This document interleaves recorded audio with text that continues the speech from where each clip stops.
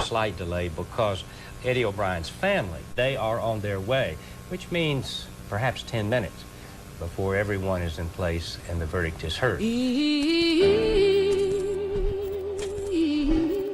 Yeah. Now, Eddie O'Brien's alleged crime was so brutal that it prompted a change in Massachusetts law to require that all juveniles charged with first or second degree murder be tried as adults. Yeah. Scientific evidence. It may be the most convincing proof of guilt or innocence. And in Massachusetts, it's at the heart of the prosecution's case against Edward O'Brien, a teenager accused of murdering his best friend's mother, Janet Downing. On the inside of the store were found 3 bloody fingerprints. Stain latent on the front door matched the known prints which I took at the police department, that of Edward O'Brien. Next, the blood evidence. Going into the dining area, did you make certain observations? Yes, I did. The cellar stairs, what appeared to be red blood stains on both sides, the right and left side of the sheetrocked walls. The state called DNA and blood experts to tie this evidence to the defendant. There are obviously 2 bleeders. Your results indicate who the 2 bleeders are consistent with.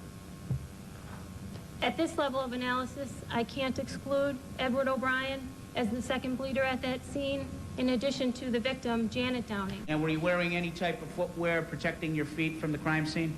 No, I was not. George suggested that DNA found on a knife hilt at the crime scene may be the key to finding the real killer. This number 12 right here, that's not present in either Janet Downing nor Edward O'Brien, is it? That's right. What does that mean?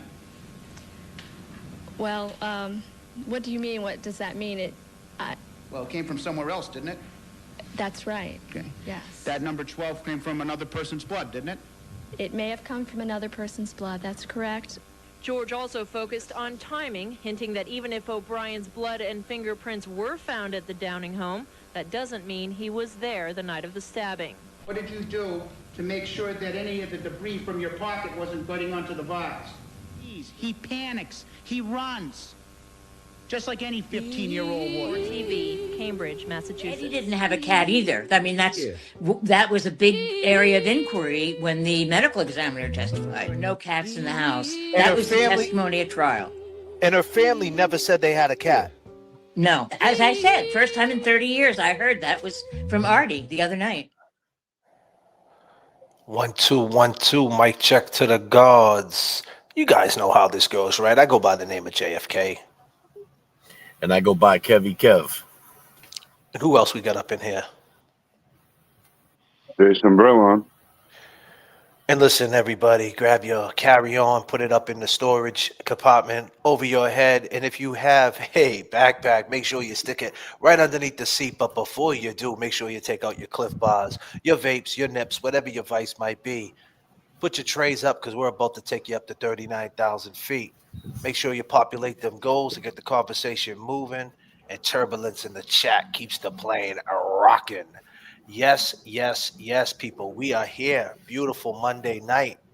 And we're on pot 14, politics as usual in Massachusetts. We have a guest with us tonight, William Billy Tauro.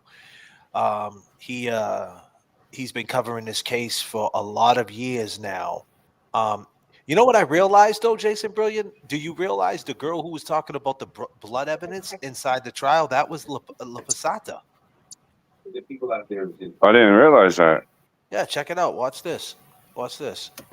Hold on one second. Check this out. Watch this. Very slight delay because Eddie O'Brien's family, they are Appear to be red blood stains on both sides. The two bleeders are Is that her? consistent with. At this level of analysis, I can't exclude. No, that's not her. That's not her? No, that ain't her. You sure? Yeah, it says her name on it. Oh, okay. I didn't even see that. Okay. I'm lost. All right. My bad. It sounded like her. It kind of looks like her, though. I ain't going to lie. And it sounds like her, but it ain't her. Okay. My bad. Okay. Disclaimer. JFK is bugging out. But without further ado, let me bring my guest up here tonight just to add to this series that we're doing on Edward O'Brien. We're trying to do 500 episodes. We're trying to uncover the whole story. And without further ado, let's bring William Billy Toro up here. William, what up, brother? How you doing? Hey guys, how you doing? Hey, my man. Good. How you feeling? I'm feeling good. Everybody in the chat, put your peace signs up for William Billy Toro is in the house tonight. Peace signs up for Billy. Peace, peace, peace. What up, Billy, man? How you doing? My name's JFK. That's Kevin. You know Jason Brilliant behind the scenes. So the first thing I'd like to ask you, how long you been covering this case for? Since it happened, you know, I'm the publisher of the. Back then, it was the Somerville News. Then, when I took over the whole thing, it became the Somerville Medford News. I've been covering since day one, and I've been covering all the dirty politics that covers Massachusetts and especially Somerville. So there's a lot of big mixes in here. It's a jumbota, a little mixed up with everything. Right. Yeah, I agree. So you said you work for you say the Somerville News and the Medford News? What are they together now or something? I'm the publisher of Somerville Medford News Weekly. They're together, really? and we Okay. cover everything we can. We do a lot of stuff beyond as well. Okay, and you've been doing that for how long now? How many years? Oh my God, 2004 probably, something like that. And I'm Wow. also the author of Stealing Somerville, Death of an Urban City, about political corruption. One of the best sellers out there. Oh, really? What's the name of that? Can you say that one more time for the Yeah, people out there? Yeah, it's called Stealing Somerville, Death of an Urban City by William Toro. Wow, awesome. And can you give a little, a little story about that, backstory? And that's a book, I take it, obviously. That book is about the political, systematic corruption that plagued the city of Somerville with former Mayor Joe Curtatone. It told everything from A to B, everything, crimes that him, I should say, alleged crimes that him, his strong arms of the captain of the police department. He had some good politicians. He had a lot of people under his thumb there pushing, got everything the way he wanted. So, and I exposed everything in a 596-page book. And that's one of the reasons why he didn't run for re-election, because I put my name in the ring for mayor of Somerville. And Joe was afraid to take me on a debate. I held the book up. I said, hey, what page you want to start on to debate me? With that said, he bailed out of the election. So I'm credited getting rid of him. But I lost to someone else, but I still got credit getting rid of Joe Curtatone. So Joe Curtatone, he was there for a long time, right? He was the mayor for a long time. He was there. If he was going to run to this for that last term, it would have been his 18th year, 9th term. Yeah. But I threw a wrench in that and I made sure that didn't happen. That's crazy. That's crazy. Well, good for you. So he was a corrupt cat, this guy. Oh, man. He wrote the book in that stuff. He wrote the book. Really? So here we are. It's July 23rd of 1995. This murder happens over in Somerville. Janet Downing gets murdered by, allegedly, well, they say he got convicted, Eddie O'Brien. And here you are. You're a Somerville guy, I take it, right? Or a Medford guy? Somerville guy. You're a Somerville guy. And you hear this story. What's your first, like when you first heard this? Well, let's back up a little bit. That March, there was another murder of a young woman named Deanna Kremen. She was 17. Very familiar with it. I'm covering that case still to this day with a lot of new evidence. Of Deanna. With Deanna, correct. And so then a couple of months later, like 4 months later, here we go. Bam, another woman ends up murdered. So how did that rock the city of Somerville from your point of view, being in the media? Well, like I said, it was business as usual. Things were happening in Somerville every day. People were getting killed, murdered, mugged. But these two were, were two young people, staple member of the community, and it was shocking. It was shocking. But there's a lot of untold stories over the years that are just coming out, and a lot of them will come out tonight on your show. Really? Wow. Really, a lot of Which stuff people didn't know about both murders, but we can just focus on the Eddie O'Brien thing right now. Okay, wherever you want to go with it, my man. This is your time for sure. So that happens, right? Deanna happens March, and then this goes on with July comes, and Yeah. now it's this mystery, right? Eddie says he takes 2 weeks to admit that he's in the house. They stop breaking it in the papers. The story starts getting out there. What was your first initial reaction when you heard the story that he was in the house and that he got a knife to his neck? He got mugged. Did you believe it off the bat? Did you do your own investigation? How did you take that? Well, I'm gonna start it off with when I post your videos on my On Air with Billy Tauro site. I tell people listen to the entire song, the words to it, look at the entire video from beginning to end, keep an open mind, and then post your decision. 85 to 87% of the time of the people are saying, I didn't know that, the kid's innocent. And the same way, since day one, I've been saying the same thing, but everything the JFKU and Kevin are posting out there and Jason, you're really shedding a light on what really happened, especially with the song. I appreciate that. I wrote that song too, by the way. Like Good cheap job. plug. It's a cheap plug, but yeah, it is what it is. It's not a cheap plug. You're doing Yeah. it's a good job. And I urge people to listen to it word for word. Tells the story. I appreciate that. Appreciate that. I actually wrote a song too called Ellis. Everybody love life Maybe is you have to special. post that song so people could just post the song just for having the song out there. Yeah, Send I it to got. me. Yeah, I'll get it. I'll get that going. Yeah, I said I actually did a song too called Ellis back in 2021, the Sean Ellis story, but it was called Everybody Love Life It's Special, Ellis, Ellis. Everybody Love Life It's Special. I broke down the story. It had a twist and a turn to it, but it was just, to start the dialogue on the corruption. That's what I'm all about. Whether it's Karen Reed, whether it's what happened to Francis Gigalotti out in Haverhill, or 30 years back with Edward O'Brien. It's all the same shit, corruption. So here you are, right off the bat, you don't believe the story. You think it I don't stinks. believe it. No. And like I said, there's a lot of twists and turns in this that you put them all together and you really got to keep an open mind and think about it from day one. Now, remember, you're dealing with a corrupt political cycle there. It was election year. Tom Riley was the district attorney. He wanted some brownie points. He's running for attorney general. And he got this big conviction. Oh, look, I convicted an altar boy. Listen, it was all a bunch of crap. Nobody heard the real story. A lot of tainted evidence. And now, once people hear exactly what happened, they're going to change their mind about their opinions. I get over 10 million monthly viewers on my show, and I've had people, I've been posting these for Eddie O'Brien Sr., all your shows, because they're really enlightening people what happened. And I get people saying, shame on you. How can you post this? Why are you doing this? Think of the family. But after they see your video, well, I didn't think of it that way. Can I tell them to keep an open mind? And your video is shedding the light that's telling the story. And we're going to finish that right now. Yeah, James Jackson said he's the same Toro that ran for mayor of Somerville, question mark, or his family. Yeah, he ran for the mayor, James Jackson. That That's was one of me. Yep. Yeah, that's one of our co-hosts. I don't know where he's at. He's probably out there. What are you, swimming or something, buddy? What are you at a hotel swimming? Me? Nah. No. I'm talking to James Jackson. He's always creeping and crawling out there, you know. Doesn't make him a bad guy. No, it definitely doesn't make him a No, bad he's guy. he's our journalist. Yeah. Yeah, he's our journalist. He's out there in the pool taking notes. So why don't you give your perspective on what happened?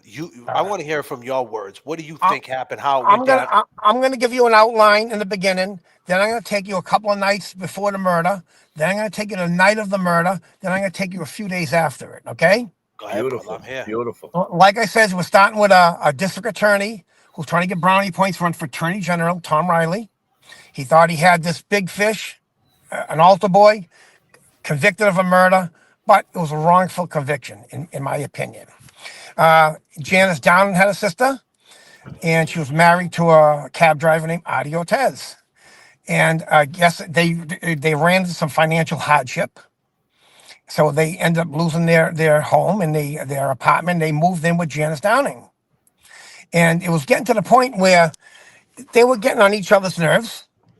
And come to find out, Janice discovered allegedly that Adi Ortez was selling drugs out of her house and storing them downstairs in a freezer. So she said, "Do me a favor, you got to beat it. You can't live here no more." They had words. There's sour grapes there, and that started the bad heat between them both. So she kicks them out. Now we're going to fast forward a little bit. A couple of nights before the murder, Paul Jr., okay, Janet Downing's son, his mother finds a set of keys in his room. He went out, and mother found a set of keys in his room to an apartment. So that night, he came in. He tried to sneak into the house. He climbed up the drain pipe, break into his own house to get in there so the mother would know. So the mother found out he was doing it. She confronted him. "What are you doing?" And, Paul Jr. alleged he was gay. And these keys were to an older man he was seeing in East Boston. So she started confronting him. And then he assaulted her. He was kicking her, from what I heard, and knocked her to the ground. And she was scared stiff of him. The next day, she told Eddie O'Brien Sr. about what happened. Eddie O'Brien's the next door neighbor. And Eddie says, and she goes, "Can you talk to my son?"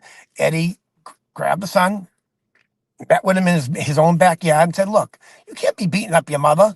And he goes, "Look, my mother should get married, find a man, a woman, whatever makes her happy, but she got to butt out of my life." And Eddie goes, "That's your mother. You can't be even talking like that." "Well, she's interfering with my life because she found out that he's gay and he has an older boyfriend that she was afraid was going to take advantage of him." So with that said, he left. Now I'm going to take you up to the night of the murder. A bunch of the neighbors, 95 degrees out there. They're all sitting on Eddie O'Brien Sr.'s porch. Eddie Jr. was in there serving the little kids, everyone, popsicles. It was a hot night. No one had air conditioners. They had one air conditioning fan all on their front porches. And all the neighbors were sitting on Eddie's porch talking. Now, out of the house next door comes Paul Jr., that's, Janet's son. And he had a distraught look on his face, like he just saw a ghost. It was long. It was like he was, what the fuck? It was one of them deals on his face. And Eddie O'Brien Sr. noticed it, so didn't everybody on the porch. And he was going out to Revere Beach with his friends, and Eddie's daughters and everyone went, and they were going out to Revere Beach to go swimming because, it was hot out. So after they left and got in their cars or when they were going there, another neighbor who was sitting on his porch said, "Did you see the look on Paul Jr.'s face?" He goes, "Yeah, I'm not the only one that noticed it," Eddie Sr. said. "I didn't." He goes, "Unbelievable. I don't know what was all about, but something happened." So now let me fast forward an hour ahead. Paul Jr. and the girls, they go to Revere Beach. They all start taking their clothes off and they're going swimming on this hot night. Paul Jr. jumps in the water, fully clothed, sneakers and all. Who does that? Who does that? Good way to get rid of evidence if there was evidence on you. Can I just stop you there? Who Sure. Well, who said that though? Who said that? Because it's all going to come out, but it's coming out first on your show, and it's going to be evidence submitted. Go ahead, brother. Keep going. He's swimming now in fully clothed with everything he's wearing, including the sneakers. So that would automatically get rid of a lot of DNA and evidence. So now we're going to fast forward back to the house. Eddie Jr., Eddie O'Brien Jr., walks into Janet Down's home, looks in the room, sees it covered with blood. Now he doesn't know what to do. He's going, "You okay?" And she was dead, of course. And there's now a masked man's in there. A masked man's in there. The guy with the mask says, "You say this, you tell anybody about this, I'll kill your effing family." The kid's scared shit. He's an 15-year-old altar boy. He's scared shit. Runs out, goes to work, does what he got to do. Said he got jumped by a black guy, and just nervous. He didn't know what to say, but he didn't want his family hurt. And when this guy threatened him, this masked man threatened him, saying, "If you say anything about this, I'll kill your family." Now we're gonna fast forward a little bit. Adi Ortez, who got kicked out of that house, drove a cab. His cab was parked on a side street right next to Janet Downing's house. Same night of the murder, he was seen going in there. Okay, so 3 days later, So he you dig was up he was seen going in there that night. in that house, and he always said he was all, even though he was kicked out of there, he always says, "I'm going in to go to the bathroom while I'm driving my cab," and he was told not to do that no more by Janet Downing. And Janet Downing always said, "If something happened to me, check out Artie Ortez. He's the one who did it." So now a couple of days go by, the police find a set of keys in Janet Downing's backyard. They say cab 3 on it. I think it was 3 or 30, something like that, the cab number. I forgot right now. It's cab 3. And there's a cab still out there. He left it out there because he lost his keys in Janet's yard that night. They gave him the keys back. Oh, you lost your keys. Now, you got a kid who had an argument with his mother, assaulted her the night before, the son, jumps in the water, fully clothed at Revere Beach. Why wasn't he ever interviewed or charges brought against him as a suspect? You got Artie Ortiz, who was selling drugs out of her house, who got kicked out of the house, whose cab was there the night of the murder. His keys were found in her backyard by the police and handed back to him. And I asked, how did they know they were his keys? They say cab 3 on them.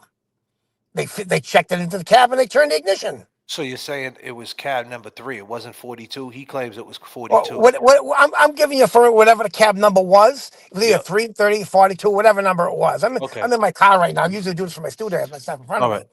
That's fine. So And now, what you're yeah. saying is that they matched the key, they checked the car, and it started the car up. He gave him his keys back. they put Why the key in wasn't the he car, checked it on the ignition.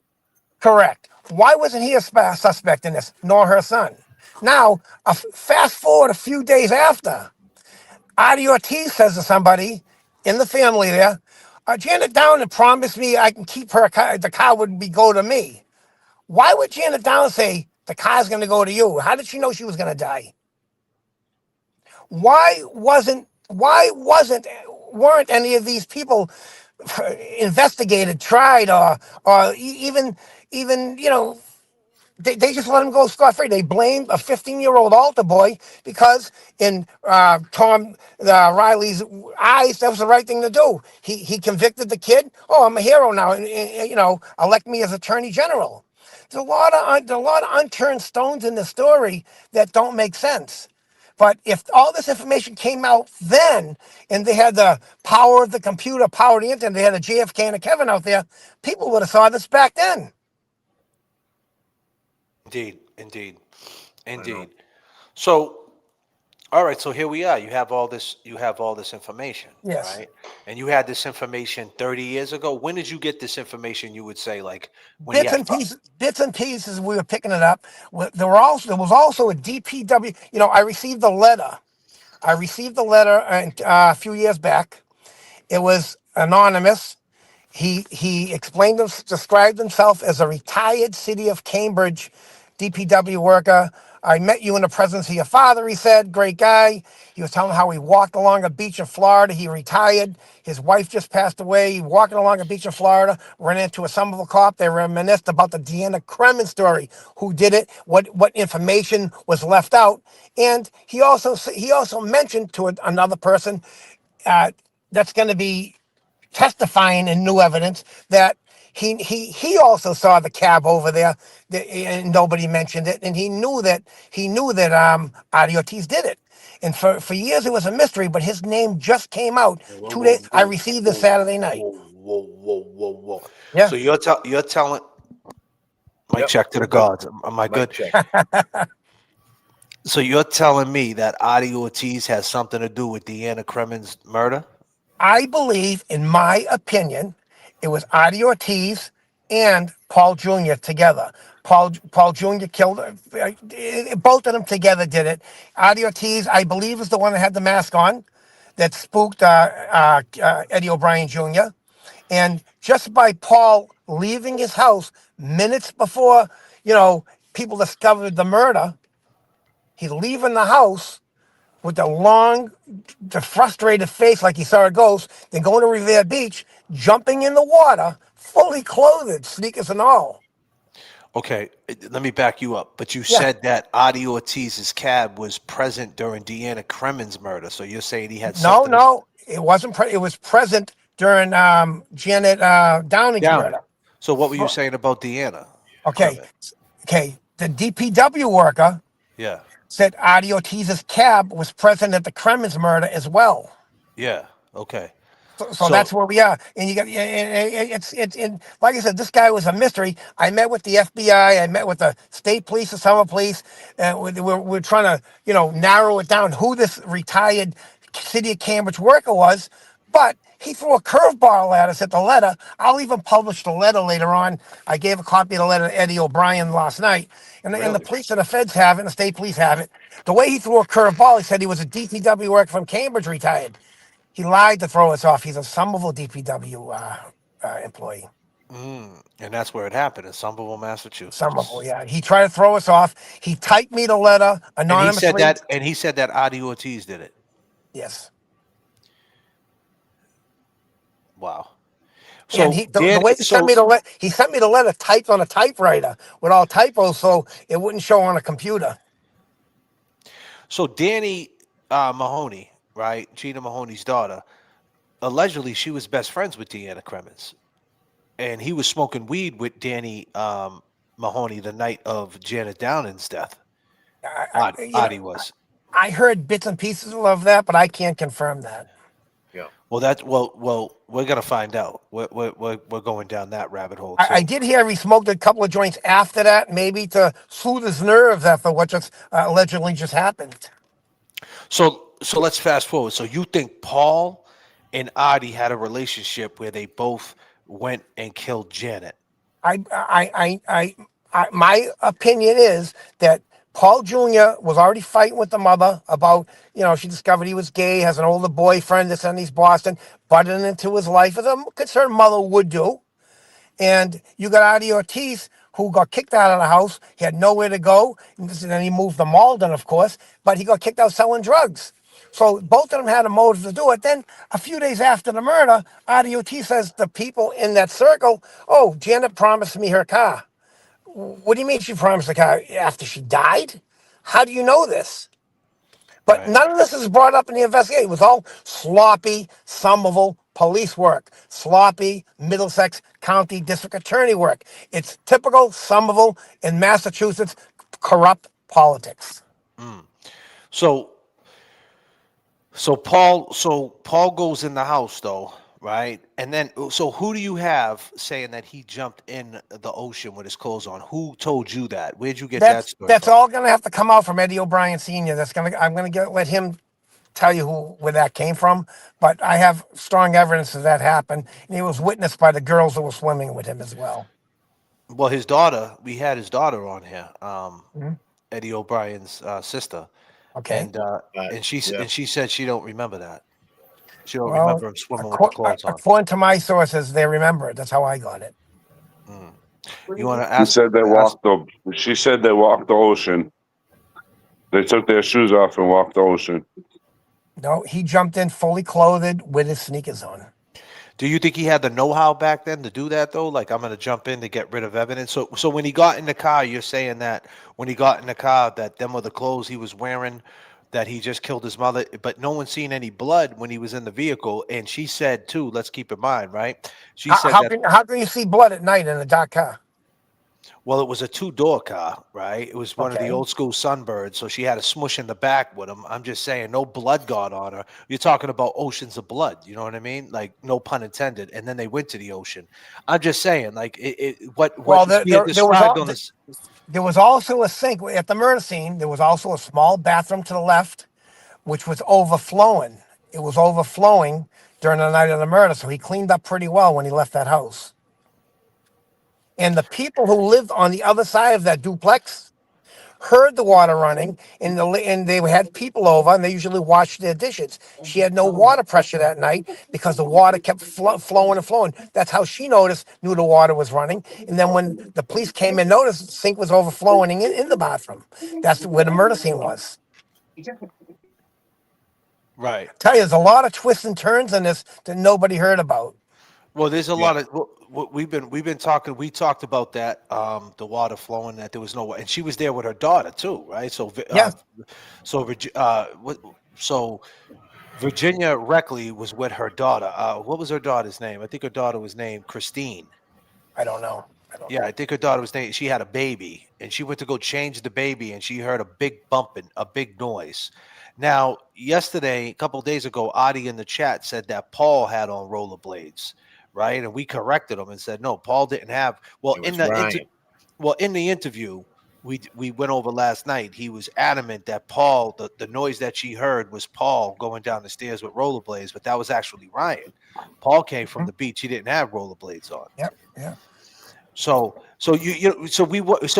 what we gotta believe to get over the hurdle, right? So to be clear, just back up to the audience is that, but now here comes Eddie O'Brien, right? His story, right? We Yep. gotta believe that he goes in the house, right? They found it on his dresser. There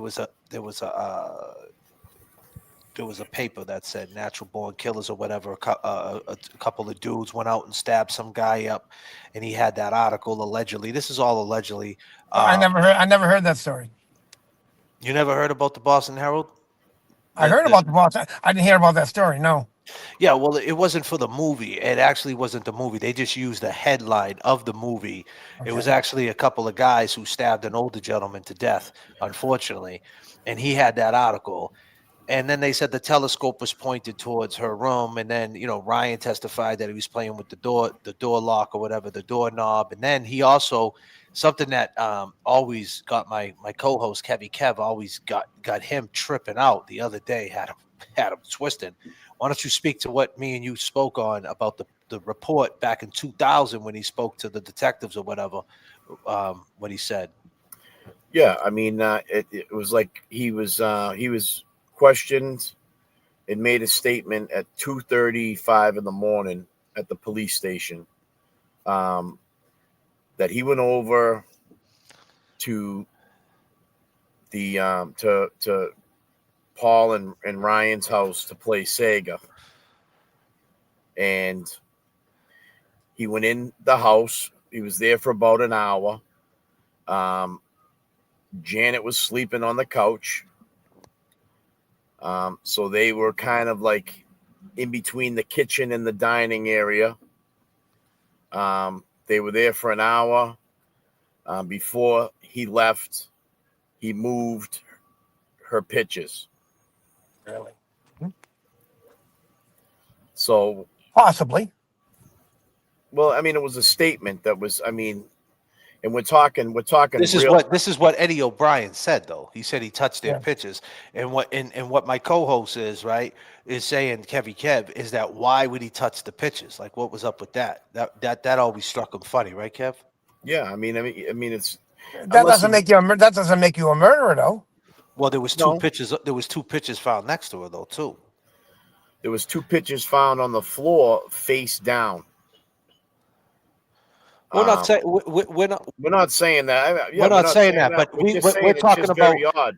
The hurdles that the things that you're saying about Paul and what you're saying about Adi. You have to be fair and speak on his hurdles that he has to get over. Absolutely, yes, right? Absolutely. So, like, that's one of them, right? That's one of them that is there. It's out of his mouth that I touched the picture in the house. So you feel comfortable enough in that house to touch their pictures, right? So that's he felt comfortable enough to walk in the house. Right. Exactly. So that's the state of mind, right? The state of mind is you can walk in the house. So exactly. Did he snap? That's the thing. Like, did he have other things going on? Now I get it. Like, he just gave popsicles. He walked the 2-year-old across the street. He went to church earlier on the day. Within 15 minutes, he did this horrible crime, and then there's no blood on him. There's no finger. There's nothing on his his footprint, size 15. I get it. Like, it's a very hard sell. But there's also where it's like, well, as he's coming out the bushes, the kid Marco and the other two kids see him come out the bushes, and they say, "Hey, Eddie, what are you doing?" And instead of saying, "Hey, there's murderers in the house, get out of there," and warn them, he just turns around and keeps walking. You remember something? The kid was scared shit too. 15-year-old kid was scared shit. The guy goes, the masked man says, "If you say anything about this, I'll kill your whole family." No, we understand that. Yeah. We get it, but we also understand there's a cat named Chisholm out there in Danvers, Mass, that was 14 years old. That his teacher went in the bathroom and he slashed her throat and fucking I raped remember her that. I and remember that. dragged Yep. her through in there. Like so, some people could snap, Yep. right? Now I'm not saying that Eddie's got mental issues like that dude. That dude's clearly checked the fuck out. Oh yeah, he put her in a suitcase or something like that, didn't he? Yeah, he put her in a barrel of trash. He's Barrel, clearly trash disclaimer. barrel. Yeah, something, Disclaimer. yeah. I want to be clear. I'm not trying to say their state of mind is the same, but what I'm saying is, like, I was around in 95. Commonwealth. This is what the Commonwealth is looking at. Yeah, and not, but but more so in that era of time. Let's face it, there was 15-year-olds running amok out there, and that's why they wanted to change juvenile law. You know what I mean? One of the reasons. I mean, I don't think it was right, but one of them because I was 15. I mean, the first time I ever drove a car, I think I was 12 years old. You know what I mean? Like so I mean, in that era, so I'm not saying that Eddie, he had the dad, he had Big Ed, he had his grandfather who was a chief. I get it, altar boy, but still, he still was in Somerville and he still was off the porch, so to speak. All it took for him to go down to Burger King, hit Union Square, and he's right in the middle of everything. So let's stay there. Let's go to Union Square. So he leaves there. He goes inside the Burger King to wash up, and then he goes to Union Square where he gets jumped. Now, what do you feel about that? Do you believe that story? No, I don't believe he got jumped. I think the kid just panicked and said that because he didn't. In my opinion, he didn't want to mention the masked man who was in the house and I'll kill your family. All right. So where did he get cut? He got cut in the house, you're saying? Possibly. All right. I don't know. Did you ever Nobody talk knows. Did you ever talk to Eddie about this? Like, what's your relationship with Little Ed? I talked to him through his father. I really didn't know him at the time personally when it happened. I've been friends with the father for a long time. And that's about it. I never talked to him about it, but like I said, I find bits and pieces. I got people coming out of the woodwork who are there, who are afraid to give the name, like the DPW work. He was afraid all these years to give his name for that in the Kremers case. All of a sudden it came out.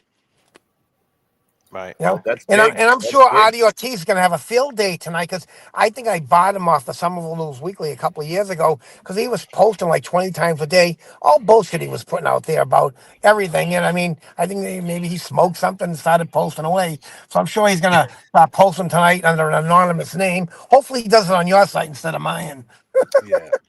Yeah. He talked about. Well, did you hear the story about how he lied about the cats? Did you see that? No, go ahead. Refresh my memory. Oh wow! Jesus Christ! So he was on our live stream. Don't get Kevin Kev going again. Yeah, so he was on our live stream. So like even right here, right? I'll just play a clip with I'll put a clip of Marco in a second. But so he was on our live stream, Adi. This was part 3. We're already at part 14. So part 3, Adi comes on. To his credit, Adi, if you're out there, to his credit, he jumped right on. He answered every question we had. But then I asked him a question. I said, did you go inside the house and see what happened after? Like, did you see like what the blood looked like in there? And he goes, yeah, I went in 4 hours later. And me and Kevy Kev were like, damn, 4 hours later, they let you in on a murder scene. He goes, yeah, I went in to go get the kittens in the kitty litter box, right? Yeah, but check this out. This is the craziest thing. Janet didn't have cats. Why the frick would he say that then? Oh, but here's the thing. Did you know that on Janet's dead body, there was all cat hair on her? White feline cat hair. Which could have been transferred from the killer to the victim. Right? Which So maybe that's something he wanted to get ahead of. Why his cab was outside the door there, and his keys were in her backyard. Right. Now check it. So now he stands on now we didn't catch it at the time. We're thinking that this is like, we got to take him at his, okay, maybe that happened. It's 1995. Maybe he knew somebody. But me and Kev was always like 5 hours after going inside, like a murder scene, man, some things don't change. I don't see that happen. I don't care if it was 95 or 65. So now we question that. But then we find out as JFK starts going down the rabbit hole of this case, I find out there's a little dog. It's a golden retriever. His name was Mickey. Officer Blair said when he walked in the house, the little golden retriever grabbed Officer Blair's hand and bit it like this and dragged him to Janet and then sat and laid down right next to Janet. The dog was like Flipper, like Lassie. It was a special dog. but no one ever mentioned this fucking dog. So now me and Kevin, That's wrong because Eddie O'Brien Sr. and the neighbor called the police from in there, and they were waiting in the room to the side. They were waiting for the room for the police to come. They were at the crime scene. right. Well, this is what's in the report. The cop legit said, listen what I'm saying, Billy. A cop said that the dog walked up to him, bit his hand, and walked him to where Janet's body was, like Lassie, like Flipper, like when you fell in the water and Flipper jumped up and took you to shore. Like this is what this was special. It was an embellished story, if you ask me. Right. So that's where now me and Kevin are like, well, wait a minute. So now he went in there 5 hours later. There's a dog in there, and then there's kitties running around, and he found all the kittens. The kittens didn't hide, and it was a pool of blood. The kittens ain't drinking the blood. They don't know what that shit is. They're not swimming in a pool of blood. We're like, what's going on with these kittens? And then he never mentioned the dog. He never said, oh, I went to go get the kittens, but she has a dog. He never mentioned that. So then last night a couple of nights ago, we go over it. And then Kev does a deep dive into when all the CPAC unit shows up and when they left. And Kev says, listen, J.F.K., there's no way he went in that house because the last person from the CPAC, the photographer person, didn't show up until 3 a.m. So there's no way, 3:30 a.m. So there's no way he went in the house. So then we were like, so there's where's the kittens? And then we start talking about the cat hair on her. And so then Margot Nash says, this is what she says. I'll pull it up. She says in 30 years of this story, in 30 years. No. As I said, first time in 30 years I heard that was from Artie the other night. Eddie didn't have a cat either. I mean, that was a big area of inquiry when the medical examiner testified. There were no cats in the house. That was the testimony at trial. And her family never said they had a cat. No. As I said, first time in 30 years I heard that was from Artie the other night. Right. So now I never heard it either. Okay, but now it gets better though. We're about to hit you. We're about to hit. Hold on 1 second, Kev. Let me put a period on this. Right. So now Adi comes in. Adi's in the chat. So Adi comes to defend himself, and this is what he says. Billy, read this. This is what he says. He said the cats because I wanted to see if you guys would run it. What a piece of crap he is, huh? So he said, I said the cats because I wanted to see how you guys would run with it and see how you really are. I went in for the dog food. That's it. Yeah, I know you're going to say I'm lying, but whatever. So he admitted that he lied about the kittens, but he's still saying that he went in the house. But no, you couldn't have went in the house because the CPAC was in there taking photos. So you lied. In the same breath, you lied. And then when he talked about going in to get the kitties, be clear, in part 3, he was crying. He goes, when I went in there, he goes just like this. He goes, when I went in there, I wouldn't wish it upon anybody to see what I seen. And it was all a fucking lie. And he said it on our show. In 30 years, Margot never heard about cats. So then me and Kev and Jason Brilliant, of course, we went down the rabbit hole to say, well, why would he care so much? Because there was all cat hair on Janet's body. Probably transferred from him. Yeah. Go ahead, Kev. I'm sorry. Yeah, I mean, so I just want to make sure that I'm. You give me a second here.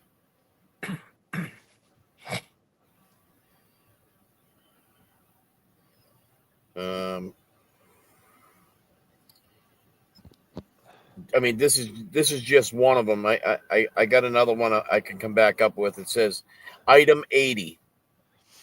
Hair from right hand, top index finger, microscopically examined of this revealed 7 feline hairs and 1 brown hair fragment.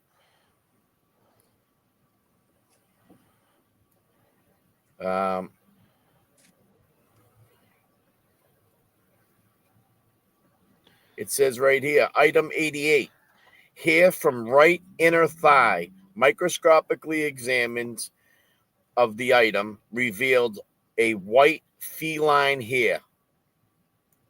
90, item 90, hair from the right upper thigh, microscopic reveals 1 brown hair.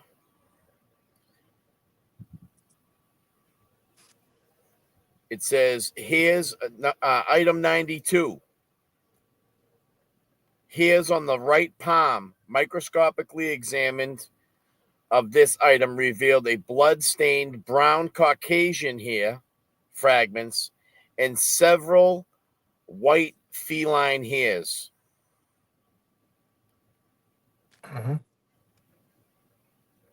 We got And a you're question. saying Artie had a Yeah. cat, though, right? Yeah, well, obviously he did. Why did he mention kitties? And then he lied and said, I lied to you guys. So when he was on our show, he said that he went in the house to get kittens that never existed.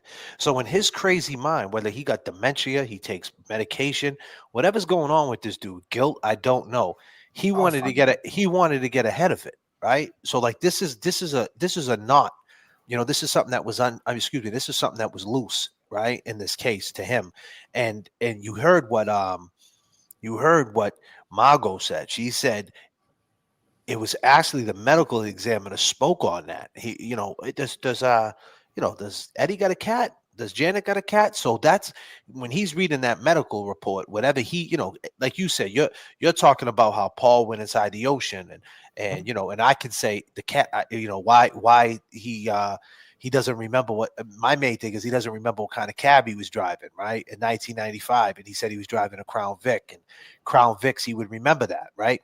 And everybody grasp onto certain parts of the case. Now, this might be a part of the case, obviously, that this dude, if he actually did it, is thinking could catch him up and link him to it. So he wanted to get ahead of it, if you ask me. But in case someone asked him down the road, yeah. Right. I But just the want, thing, go ahead. Sorry, I'm sorry because I was deep diving again with my notes here. I just want to bring this one up. Item 41. Hair from the wooden block on the cellar post. Microscopically examined of this item revealed one brown canine hair and one white feline hair. Now,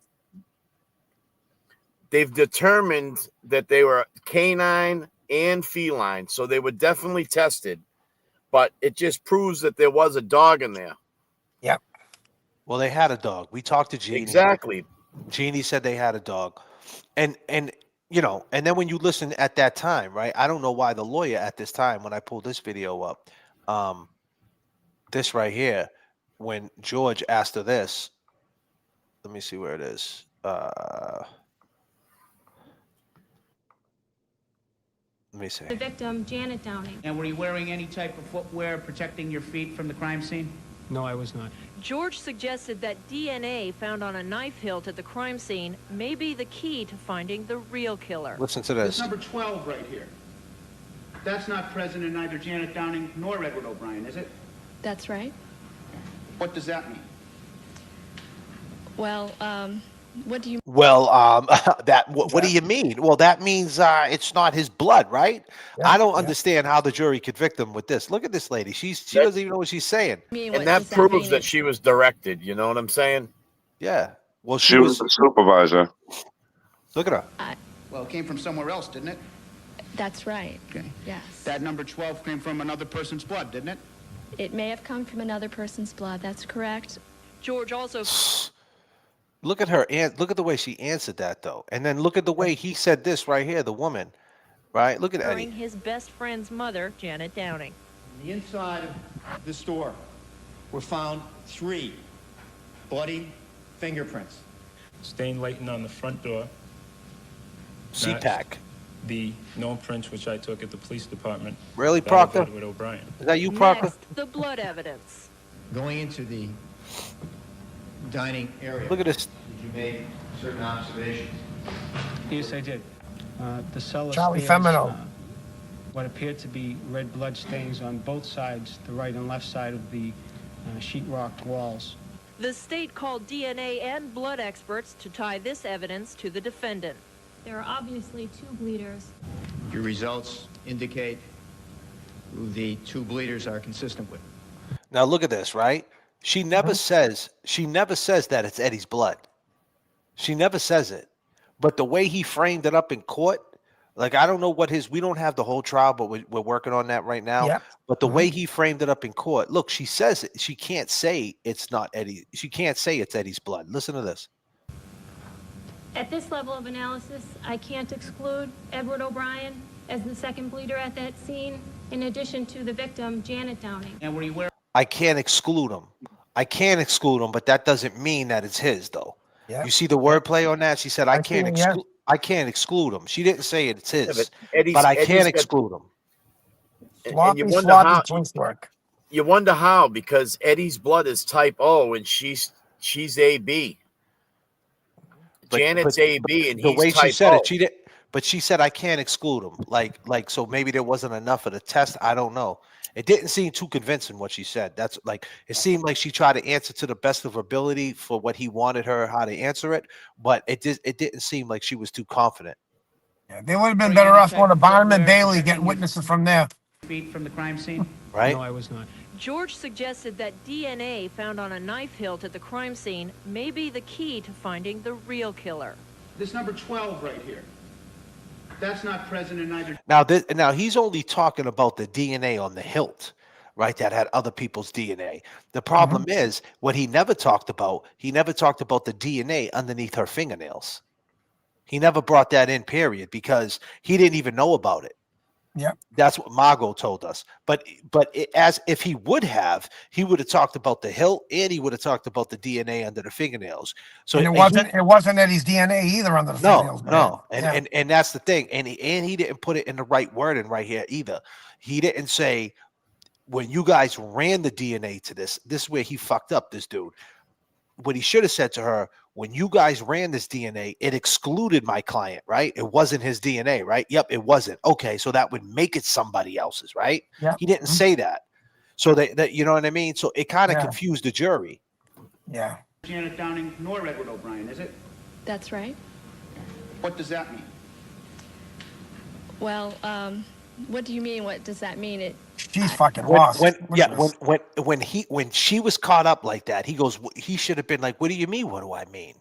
You ran the test, right? And it wasn't Eddie's fucking DNA, right, lady? It wasn't his fucking DNA, right? So it was somebody else's, right, lady? He didn't do that. He fucking pulled a honey bun out and started eating it. Well, it came from somewhere else, didn't it? That's right. It came from somewhere else. You should have backed up and doubled down on that shit. It wasn't my clients. That's what I'm saying. And then said it came from someone else. And you could just tell it was a shit show. You know, that's my opinion, just off the little shit that I seen in that trial. And that's the make or break. The kid got railroaded. Like I said, you had corrupt politicians involved in it. You had a sloppy police department. He had a lawyer who should have been fucking fixing shoes somewhere. It was just, everything was against the poor kid. So like I says, everyone, I'm not saying he's guilty. I'm not saying he's innocent, but everyone deserves a fair trial with all the evidence coming out. And thank God for J.F.K. and Kev. You're bringing it out there. You're bringing stuff out people never heard of.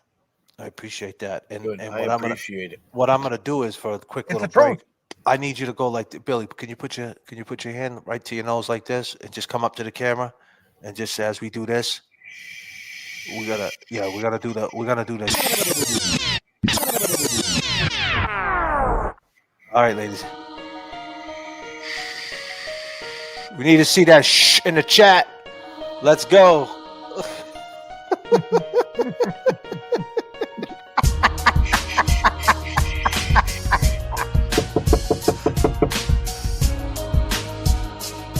Unbelievable.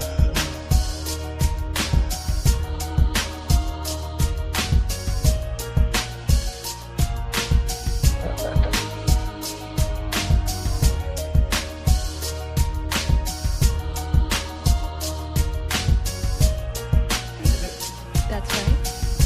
What does that mean? Well, what do you mean? What does that mean? It reminds me of Jane Hathaway on Beverly Hillbillies. Yo, look at what she said. Look at how she said that, this lady. Look at this. This. Oh man, I'm gonna kill this. Look at. Present in neither Janet Downing nor Edward O'Brien, is it? That's right. What does that mean? Well, what do you mean? What does that mean? Now, Eddie O'Brien's alleged. Oh my God, man. What do you can't mean? make this shit up. You can't make it up. No. Yeah, so you're on the side where run the DNA. Is that where you're at with it? Run the DNA. Run the DNA, and really look into Artie Ortiz and look into Paul Jr. That I think they're involved with the killing right there. Right. And no one looked at that. Nobody looked at that. Everything I just told you, none of that came out during the trial. Nothing. Nothing. It Yeah. was all sloppy. Even the cops handing the cab driver back his keys. His keys. No one knew about that. Where did you get that information that the cop handed back the It's gonna keys? have to come. You're gonna have to get that from Eddie O'Brien Sr. because I promised him I wouldn't tell. Okay, that's fine. Well, we read something. We have something right here. Look at this document right here. Right. The problem with it is that the problem with it it's timed wrong. But this is what Blair said right here. Read that. Read the backyard search. Read it the right on the bottom. Backyard search and key recovery from Isn't that your 8:35. article, Billy?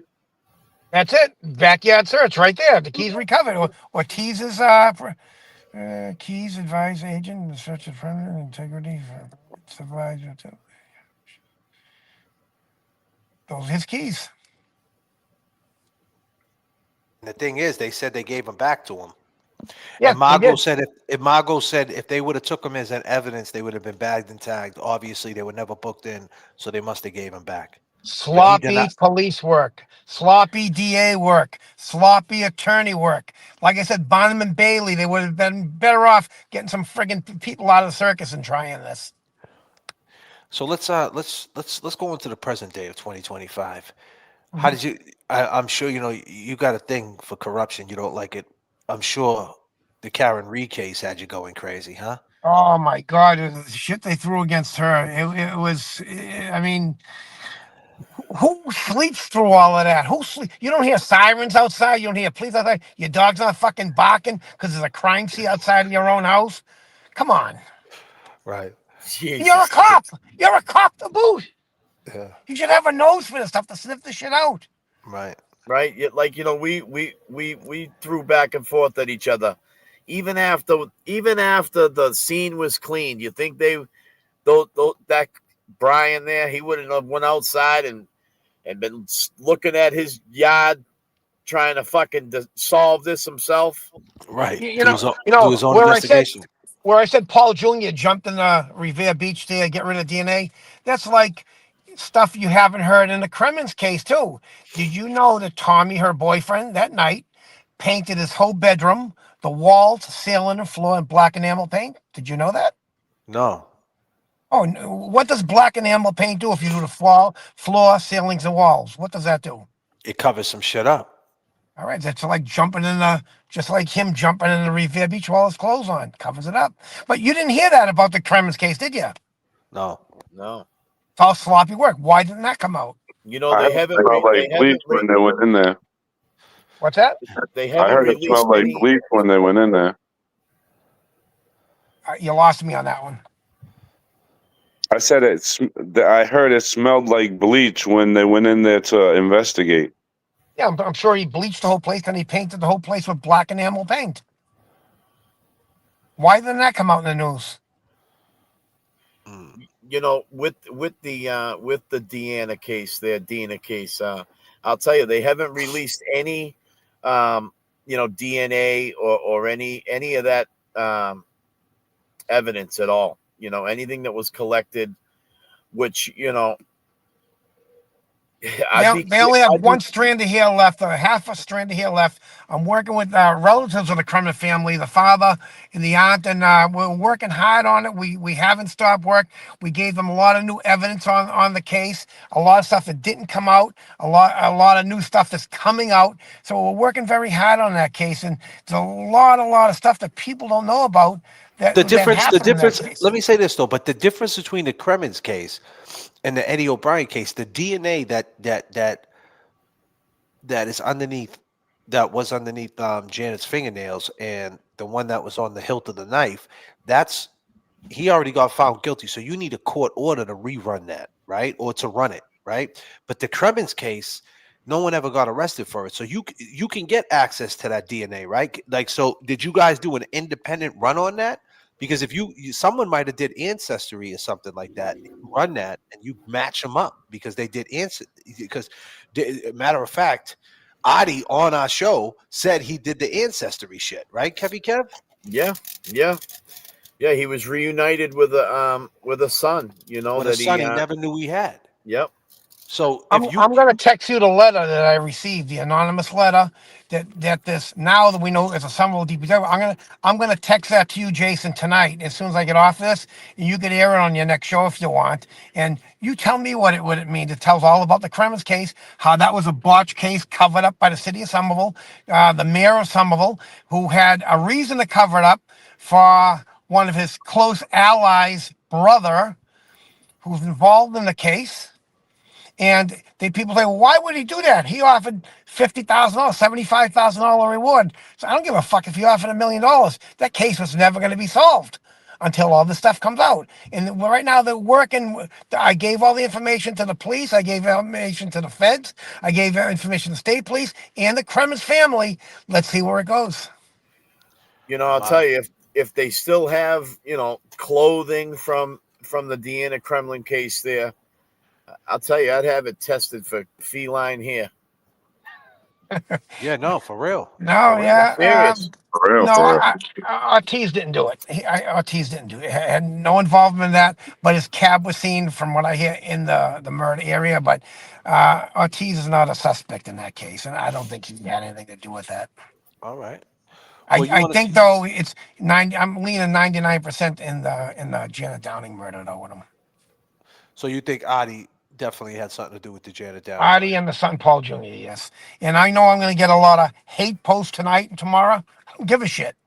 The truth hurts. The truth hurts. And, like I said, since I've been posting, I get a lot of viewers, a lot of followers. And since I've been posting this show, the J.F.K. show on there, you enlighten people and you're changing their minds. They're saying, you know something, until I saw this video, I'm thinking the kid is innocent. That's why I said your songs, I go, listen to the song word for word. It sounds weird, but listen to it.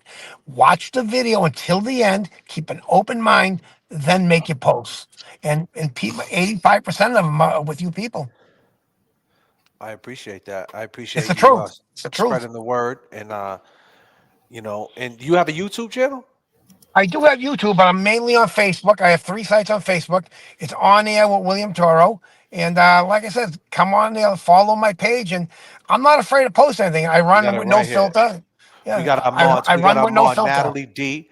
Natalie D. Big shout out to our mods tonight. Natalie D. What the Duck, of course. Making changes. Norman Corey's in here. But What the Duck and Natalie always work really hard. Thank you, Natalie. Sub to Billy Toro's channel right there. There's the YouTube. If you could find his Facebook, Natalie, can you throw that up in the chat too? I think he kind of works more on his Facebook. But my little advice to you would be jump on the YouTube train. I'll send her a link to that. Yeah. And Yeah, I get Jason. You have a link to it. I sent it to you. Yeah. And yeah. You want to say anything in closing now, Will? Well, guys, keep up the good work. You're doing a good service to the community. You're going to save a kid's life and free him. Let justice prevail. And let's put the real killers in jail. My man, you want to say anything, Kevy Kev, to Bill before he gets out of here? I appreciate you coming up here, Bill, and sharing, what you've discovered, over the years. I mean, it sounds like, this stuff happened in your backyard. Yeah. That's what it sounds like to me. And, without you keeping it going as well, we don't want this to fade away. We don't want this to be a forgotten thing. I believe that Janice still needs justice. Absolutely. What about you, Jay? I got to second what Kevy Kev said. To be honest, he took the words right out of my mouth. So listen, Bill, we'll have you back anytime, my brother. Anytime, my friend. You're a pleasant guest, and let's keep this going, man. We'll have you back up soon. All right, keep up the good work, guys, and God bless. God bless you, my brother. Stay safe. Billy. Thank you, Bill. Ladies and gentlemen, Billy Taurus, everybody. Toro. My bad. Bill Toro. My bad, Bill. My bad, bro. My bad. Thank you, Bill. I was thinking about the police. My bad. Great guest. Great guest. Yeah. Everybody give it up for Bill. Give it up for Bill. Go follow him. He's up in there, Down from day one.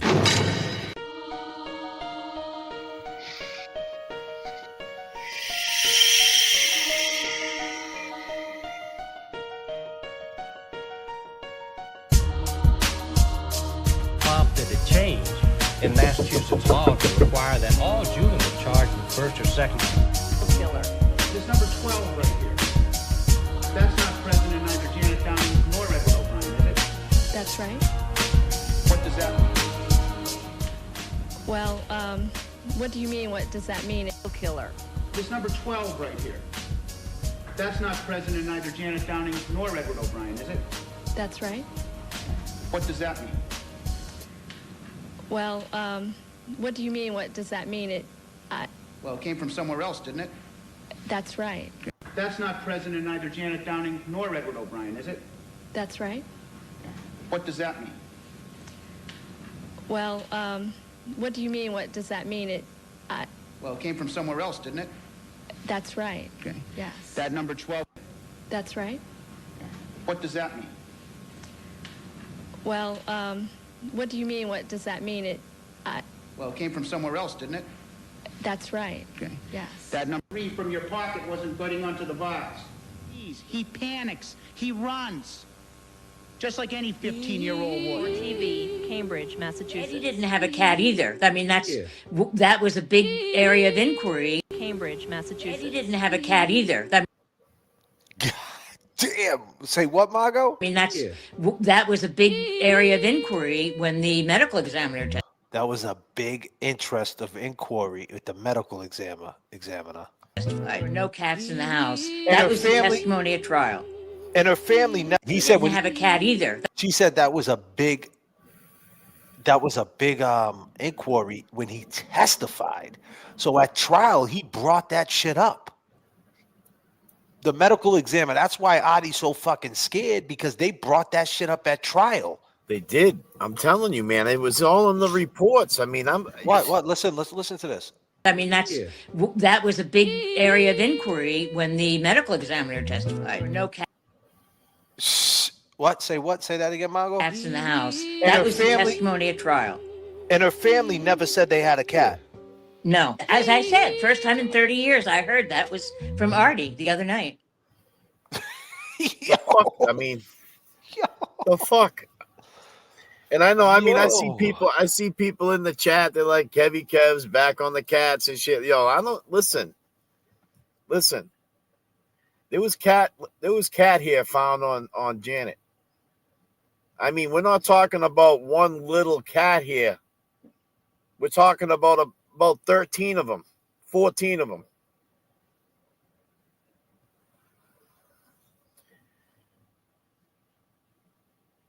Now, what that leads to me is that there's been some transferred evidence.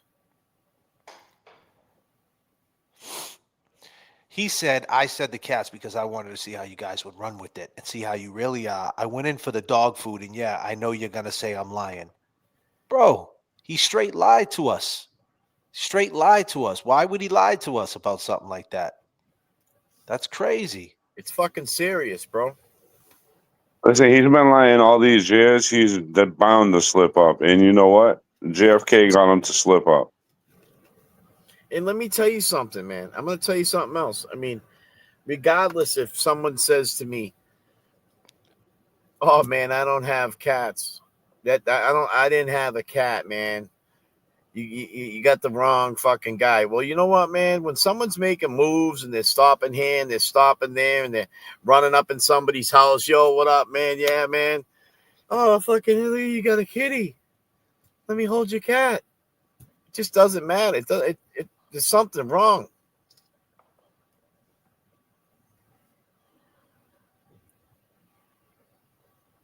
Eddie did not have any cats in his household, and I researched that too. Eddie's grandfather, God rest his soul, he was allergic to cats, so Eddie didn't have a cat in his house. I'm pretty sure Artie had a white and brown cat in his house.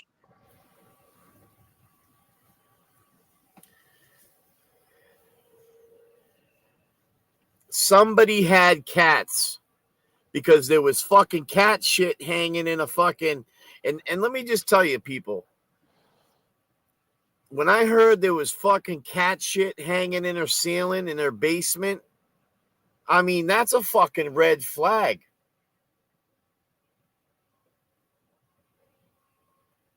Who the fuck's gonna walk around with cat shit in their pocket? Fucking Artie?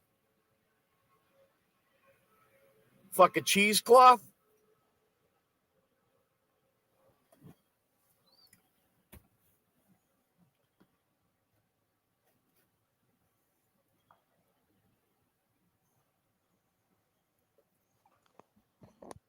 Speak your piece, bro. Keep talking. You know, I'm just saying, man. There's something up with this shit, man. It just, you know, you're right. The story got all fucked up. You know what I mean? You know, 30 years you're fucking trying to defend yourself. There's too many too many stories, man. You start fucking living your stories. You start fucking up.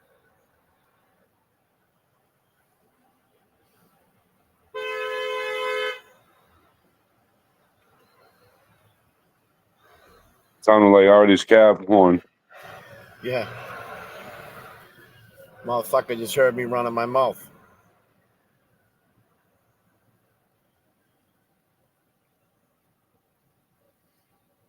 You know, I mean, and you know, that's just got to bring something up. I mean, it just goes to show you that maybe some of the investigation, I mean, is it odd? I mean, nobody found that odd.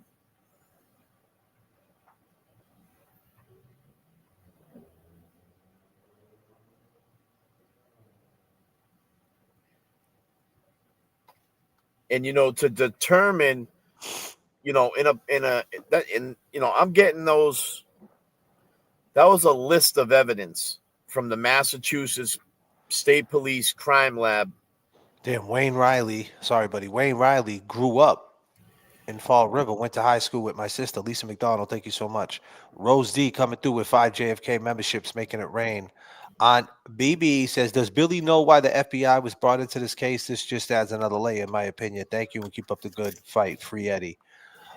Becky said, where did they hear they put the key in the cab and started it up? We're about to find that out. Yeah, we need to know that. Yeah, we need to know that. Miss 808, there she is. Miss 808, what up? Keys Ortiz knows his shit is up. Stick is up. Let's have Now, Billy on more often. Yeah, we're definitely going to get Billy on. I like Billy. You He's know, definitely he's a new character unlocked. Do we know if Adi had a cat? Did Gina's daughter that smoked with him know him well enough to know if he had a cat? Oh, there he is, Norman Corey with $10. Lots of people get in and out of cabs and have cats. It's possible Adi had cat hair on him from the cab. I tint cars and I have gone home with dog hair on me and I don't have a dog. Yeah, that's possible. It's also possible he sleeps with fucking 3 cats. I agree, Kevy Kev. Cat shit was definitely a red flag. Adi's a liar.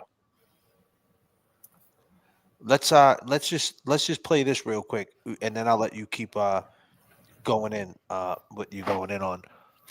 This right here is very important. This is when he lied about the cats. This is when he tried to convince us. This is when he tried to convince us that there was kitties. Don't spill your coffee, Kevy Kev. Yeah, don't you do ain't that. shitting. Here we go. I've seen so many over my time. So basically what she said was she heard some noise, but she didn't report it because she thought there might have been an argument between her and her husband. I understand he was not there, but she didn't know that, right? But she also said she was doing dishes, and she said there was no water pressure, and she said that Right, usually because Eddie was washing himself off in the sink. Eddie was washing himself off in the sink. Yeah, because there was blood found in the sink. Yes, he was. Now, did he have now he had a white T-shirt on? Everybody testified he had the same white T-shirt on. It had no blood. Now, did you go back in the house after it was all said and done and see like what it looked like, the aftermath of this shit? I went in about 4 or 5 hours after to get the kitty litter box and the kitten. That was it. And what I seen, to this day, I don't wish anyone to see what I saw. I really don't.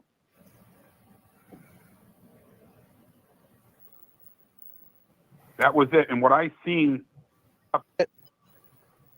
I went in about 4 or 5 hours after to get the kitty litter box and the kitten.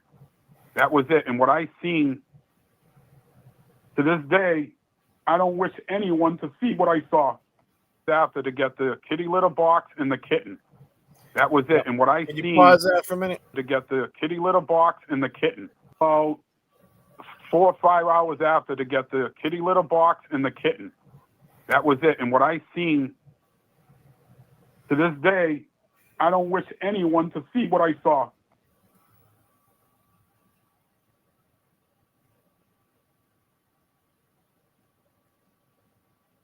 You know, I mean, let me tell you something, man. And I'm for this dude at that point.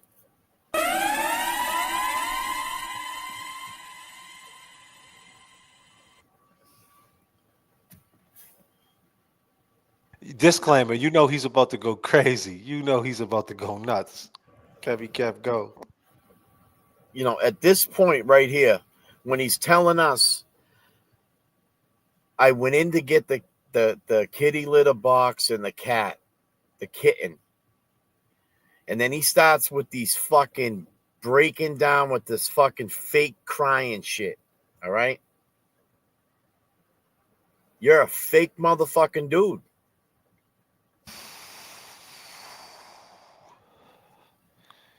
You know, you're up here. You think you're testing the waters, bro. I mean, 5, 4, fucked up. 2, 1, 0. This one's explosive.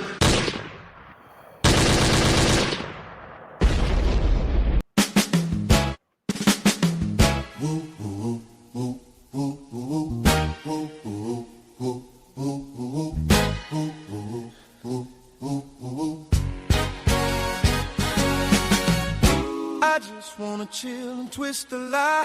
Catch stunts in my 745. You drive me crazy, shorty. I need to see you and feel you next to me. I provide everything you need, and I like your smile. I don't wanna see you cry. Got some questions that I gotta ask, and I hope you can come up with the answers, baby. Girl, yeah, it's easy to love me now. Yeah, would you love me if I was down and out?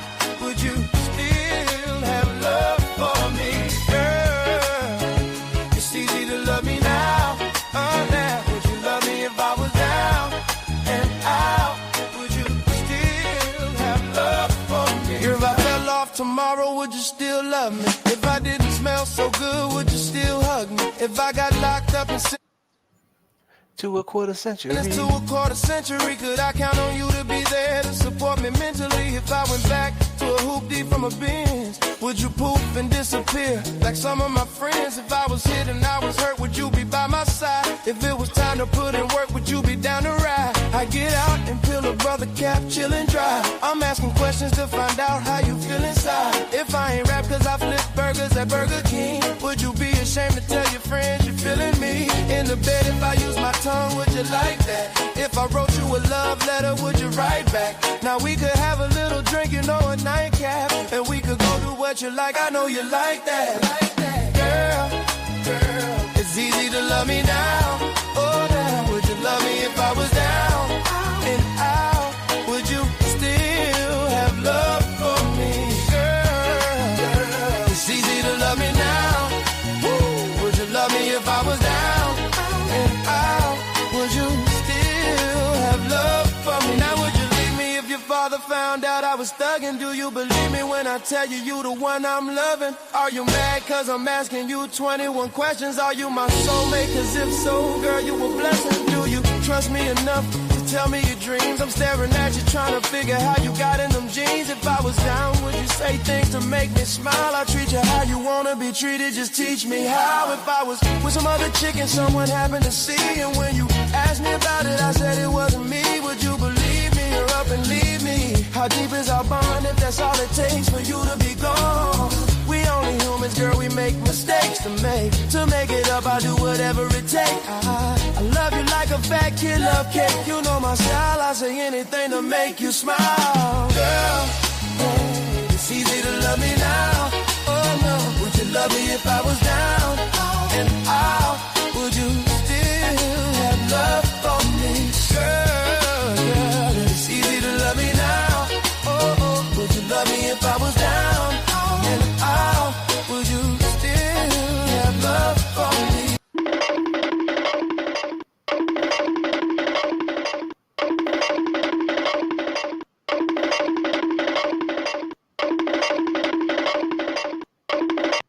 What's going on? There's a guy unresponsive in the snow. 34 Fairview Road in Canton, Mass.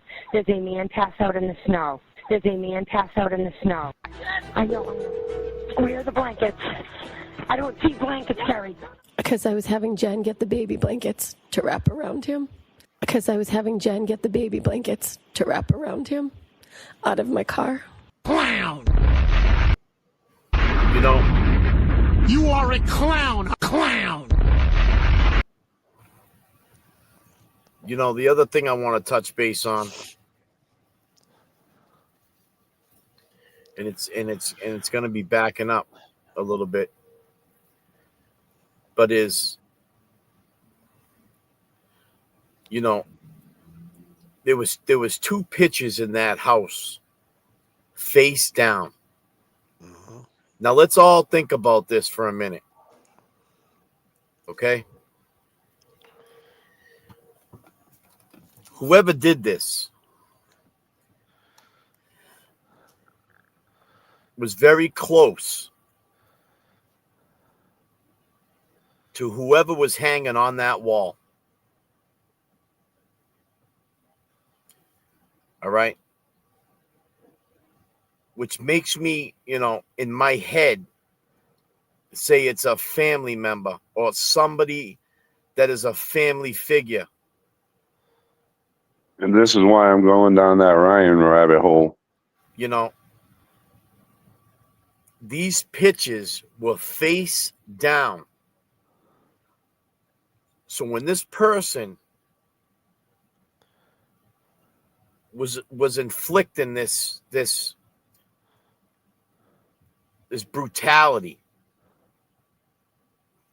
they didn't want anybody seeing what they were doing.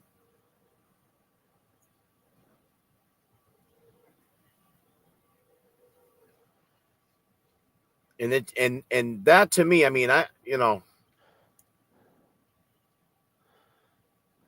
that speaks volumes, because in my eyes, you know, the amount of times Janet was attacked, you know, it was hate and passion. You know, there was some kind of, you know, there was some kind of feelings that were just enraged, very, very angry, you know, and you have to think of, like, you know, I've often thought of that day, listening to some of the statements from Gina and how she, you know, she was speaking on these things that were really bothering her, things that were happening to her. You know, it was almost like it was a cry for help in my head. She felt inside that something bad was going to happen. Yeah, she definitely knew. She definitely had that feeling. I wonder who the what was that? I wonder who was in the pics. I'm taking it was the kids, baby pictures. Was it her holding her kids? I mean, there is a picture right here. You know, could have been one of these pictures of Janet. Let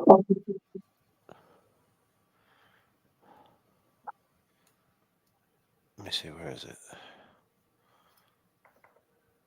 It could have been, you never know, could have been one of the pictures where she's holding one of the babies. You know what I'm saying? Yep. The one to the far right.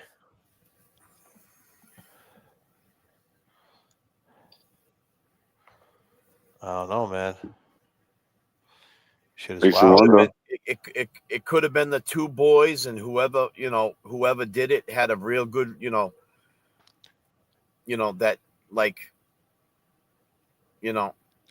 I mean, who's defending those kids to this day? Who defends those boys to this day?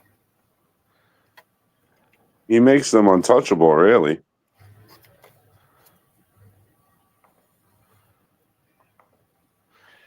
If the police gave Adi his keys back, why is he trying to tow his cab? That's a good question.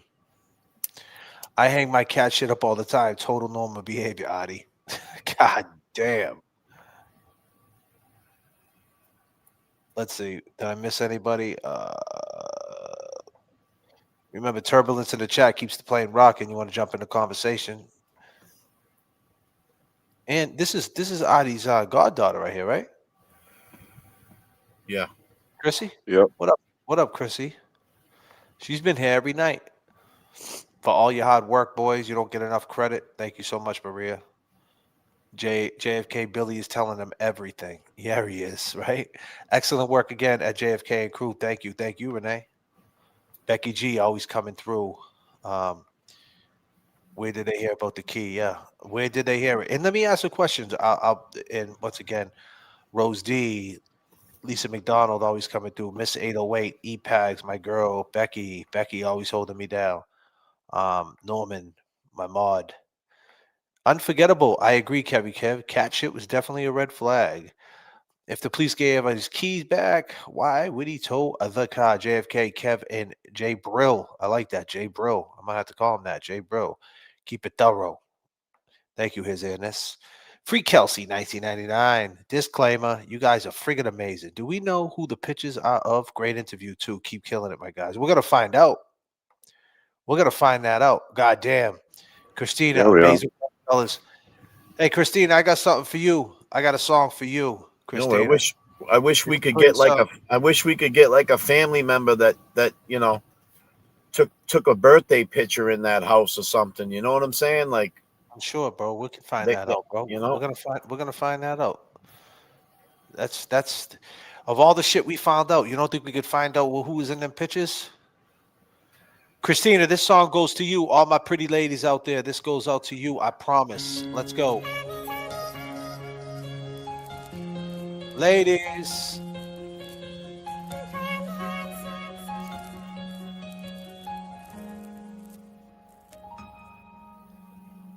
He perdido el balance por tu amor.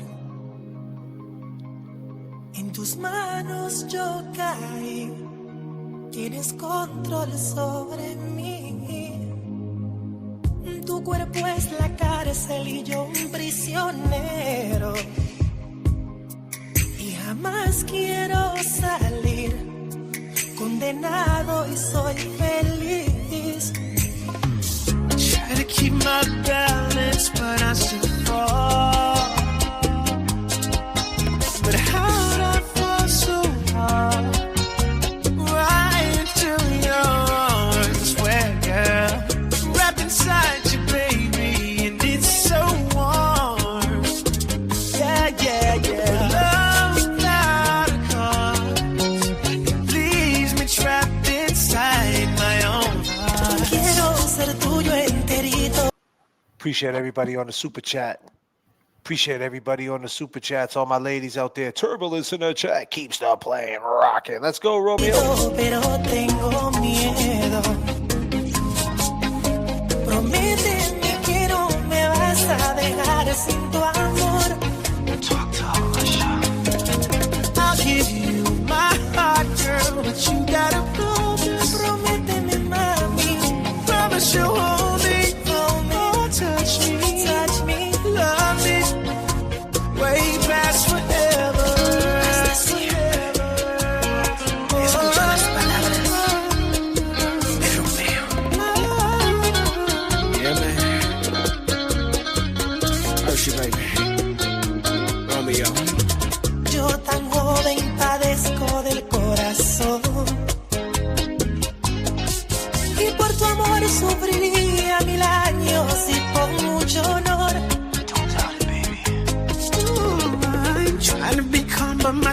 just keeps drowning.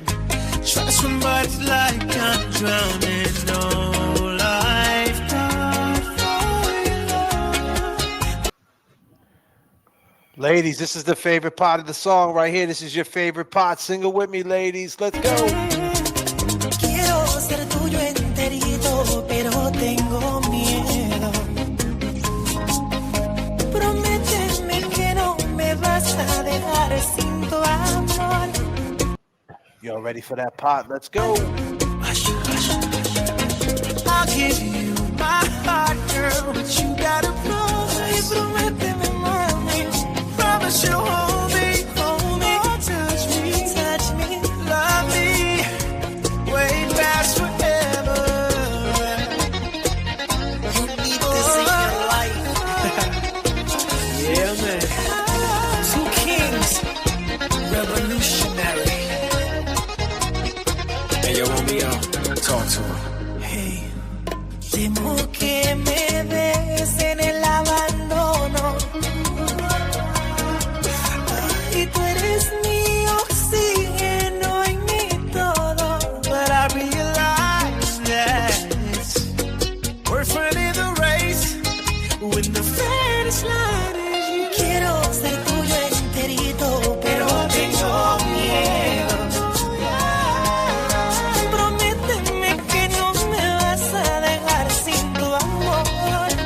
Oh, if I give you my heart, girl, you gotta promise that you love me, baby. Promise you'll hold me, touch me, love me.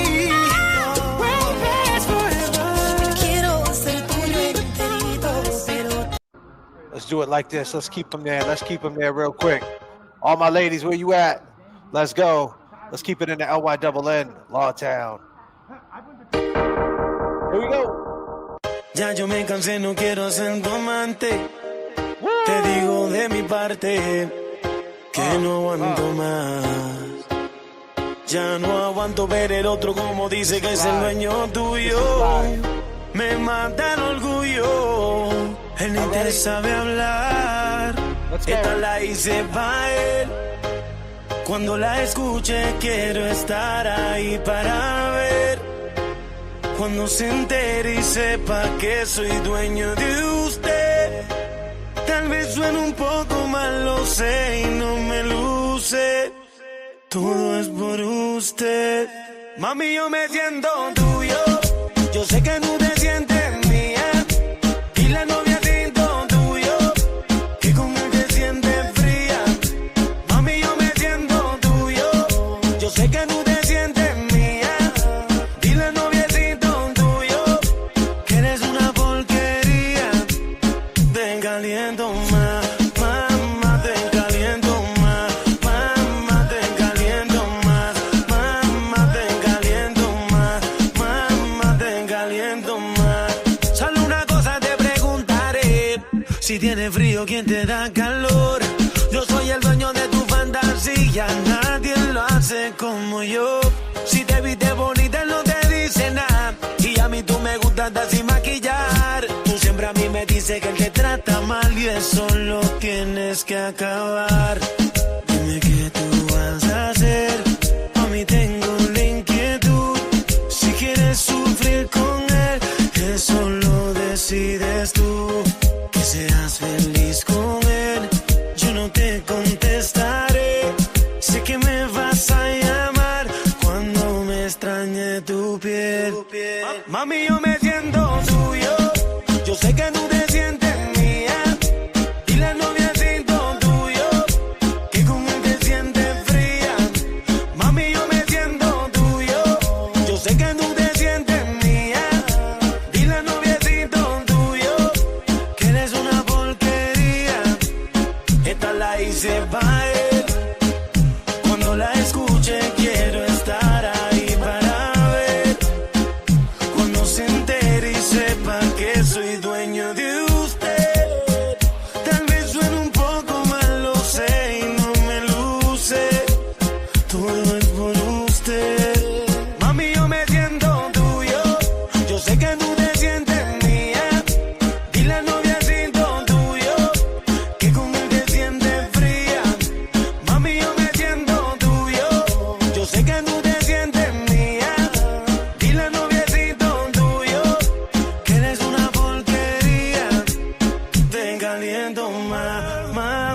te caliento más, mamá, te caliento más, mamá, te caliento más, mamá, te caliento más. Mami, yo me siento tuyo, yo sé que tú te sientes mía. Dile al noviecito tuyo que le on the street, smoking Indo, sipping on gin and juice. Laid back. With my mind on my money and my money on my mind. Rolling down the street, smoke down the street, smoking Indo, sipping on gin and juice. Laid back. With my mind on my money and my money on my mind.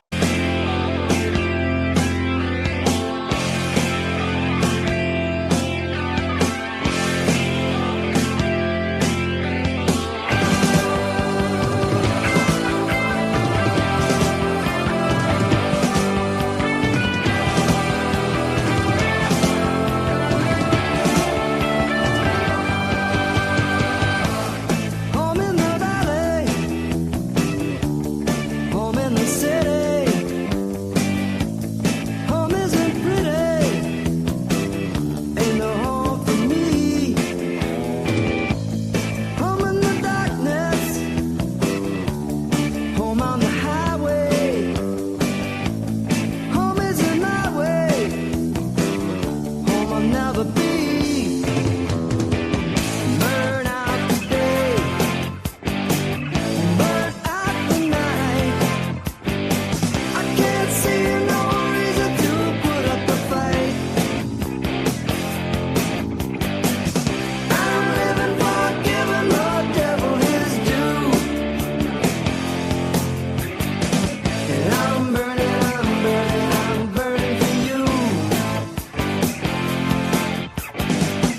I'm burning for you.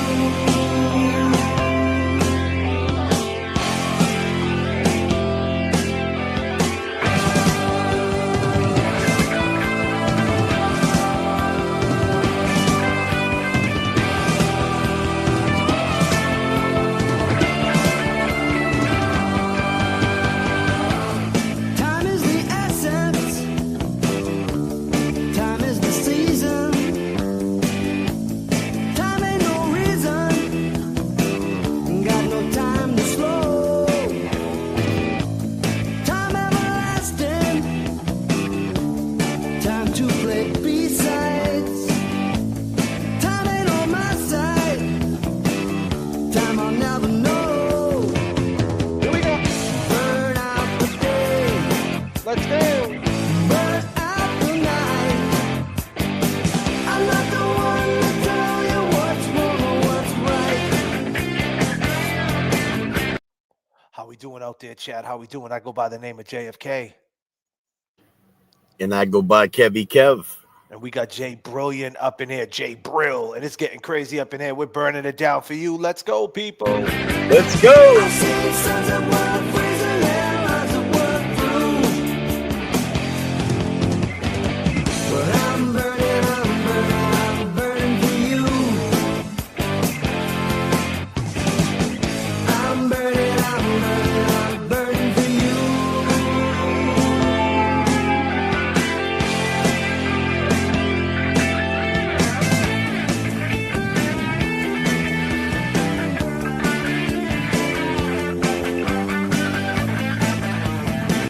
Hold on a minute. Let me take him back. You ready? Yo, Raquel.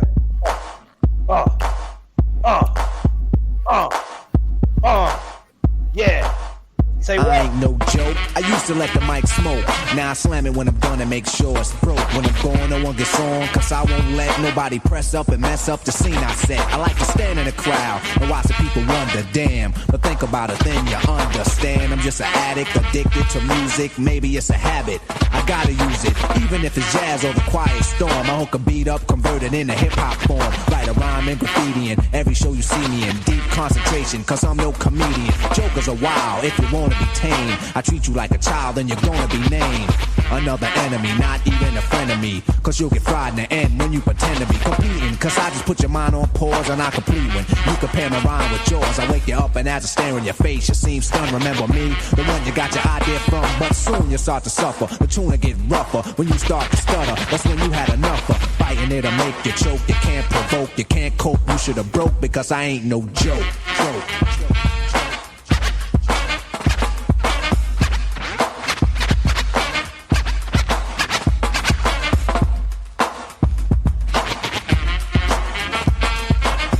Let's go like this.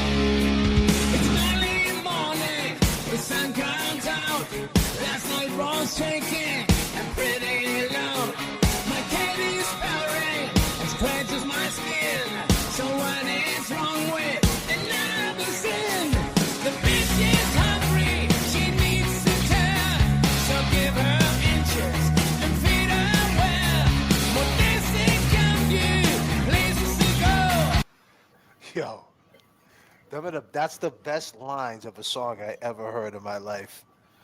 My kitty's hungry, right? Yeah. So I feed her inches. Hold on a minute. Listen to the words, people. Man, yes. Hey, Adi, was your kitty hungry, buddy? God damn. God damn.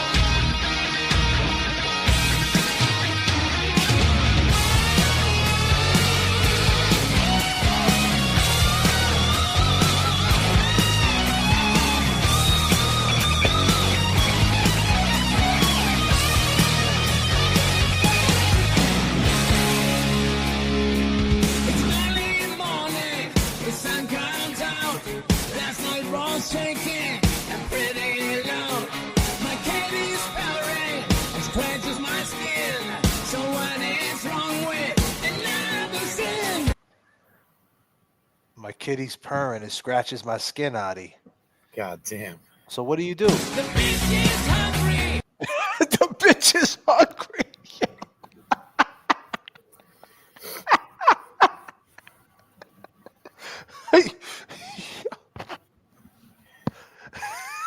God damn. So what do you do? What do you do? Feed it dog food?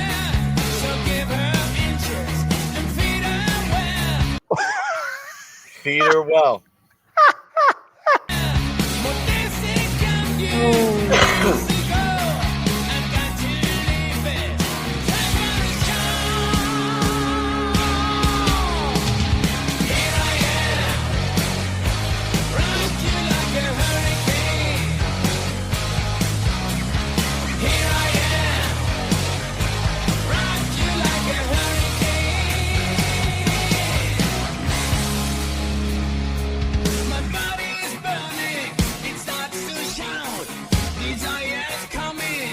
Breaks out loud.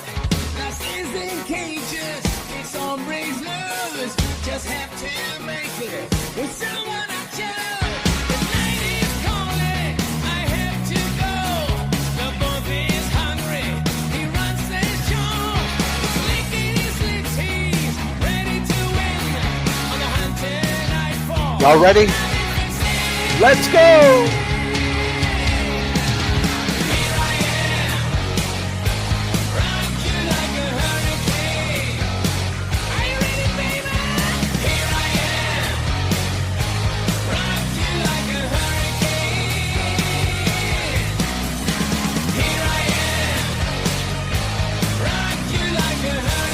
Mark, an exclamation point, question mark, question mark, question mark, question mark, an exclamation point with some question marks, question mark with a couple of exclamation points, and then some type of emoji.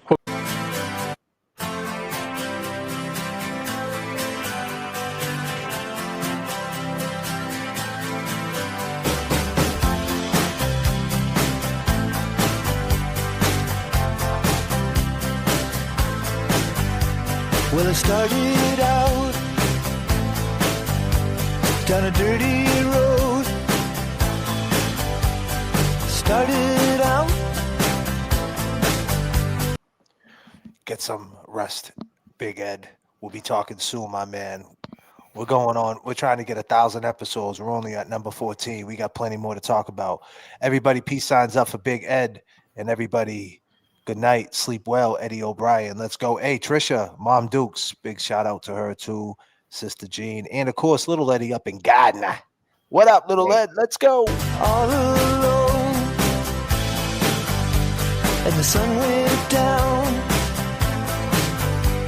as across the hill, and the town lit up. The world got still. I'm learning to fly, but I ain't got wings. Coming down is the hardest thing. Well, the good old days may not return, and the rocks might melt, and the seed may burn. I'm learning to fly, but I ain't got wings. Coming down is the hardest thing.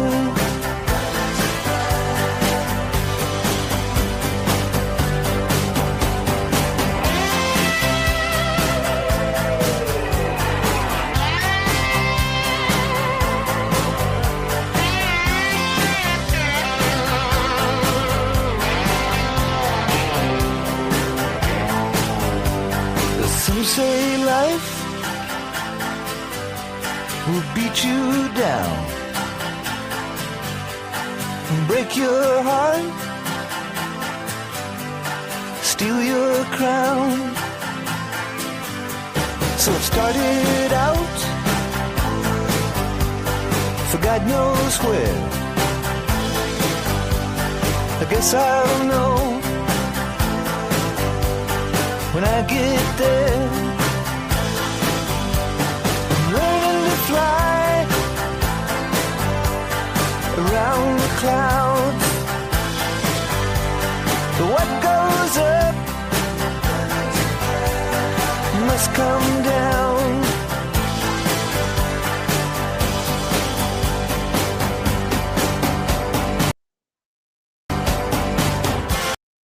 Here we go.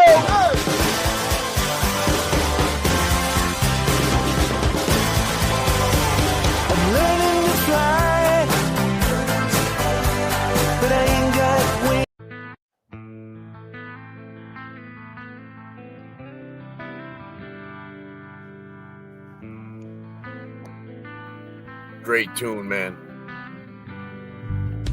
There's another world inside of me that you may never see.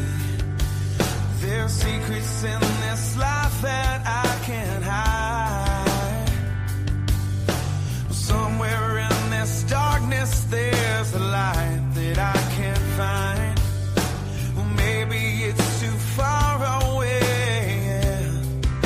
Or maybe I'm just blind.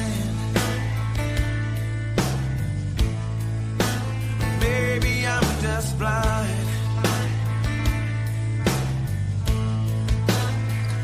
So hold me when I'm here, love me when I'm wrong, hold me when I'm scared, and love me when I'm gone. Everything I am and everything in me wants to be the one you wanted me to be. I'll never let you down, even if I could. I'd give up everything, if only for your good. So hold me when I'm here, love me when I'm wrong, you can hold me when I'm scared. How am I doing out there, people? Is J.F.K. holding it down? How am I doing? Put your peace signs up if J.F.K. is holding it down. Peace signs up.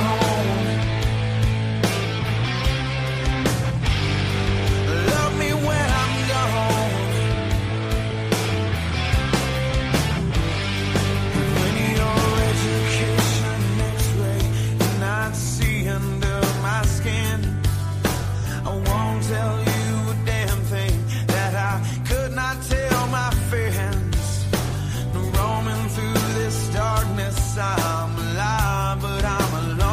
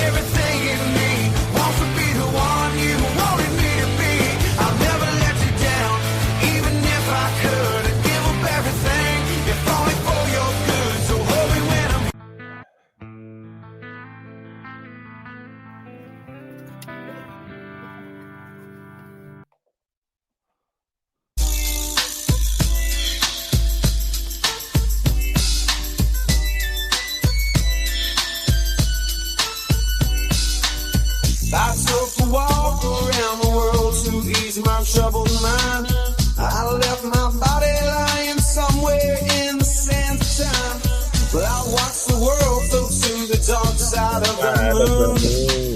I feel there's nothing I can do. Yeah.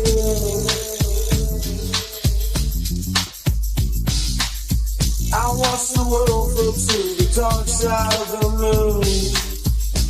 After all, I knew it had to be something to do with you. I really don't mind what happens now and then, as long as you'll be my friend at the end. If I go crazy, then will you still call me Superman? If I'm alive and well, will you be there holding my hand? I'll keep you by my side with my superhuman might, kryptonite. Well, I'm peeping and I'm creeping and I'm creeping, but I damn near got caught. My people kept peeping. Now it's time for me to make my impression felt. So sit back, relax, and strap on your seatbelt. You've never been on a ride like this before. With a producer who can rap and control the maestro. At the same time with the dope rhyme that I kick. You know and I know I feel some old funky shit. To add to my collection, this selection symbolizes dope. Take a toke but don't choke. If you do, you have no clue of what me and my homie Snoop Dogg came to do. It's like this and like that and like this and it's like that and like this and like that and it's like this, and who gives a fuck about those? So just chill to the next episode. If I go crazy, then will you still call me Superman? If I'm alive and well, will you be there holding my on that ass, what a halified gangster lean. Getting funky on the mic like an old batch of collard green. It's the capital S-O, yes, I'm fresh and double O-P. D-O-double-G-Y-D-O-double-G, you see. Showing much flex when it's time to wreck a mic. Pimping hoes and clocking a grip like my name. What's one thing life taught you? If you take your top lip and connect it to your bottom lip, you will shut the fuck up. Your pain, you ready? Yeah. Man, let's lock and load. Yeah. Just blaze. Yeah. No, turn me up. Hey. I think we got one. Yeah. Here we go. Tell me what do you see when you're looking at me? Whoa, whoa, whoa. On a mission to be what I'm destined to be. Whoa, whoa, hey, whoa. I've been through the pain and the sorrow, the struggle is nothing but love. Nothing but love. I'm a soldier, a rider, a ghetto survivor, and all the above. Hey. All the above. All the above. All the above. All the above. All the above. All the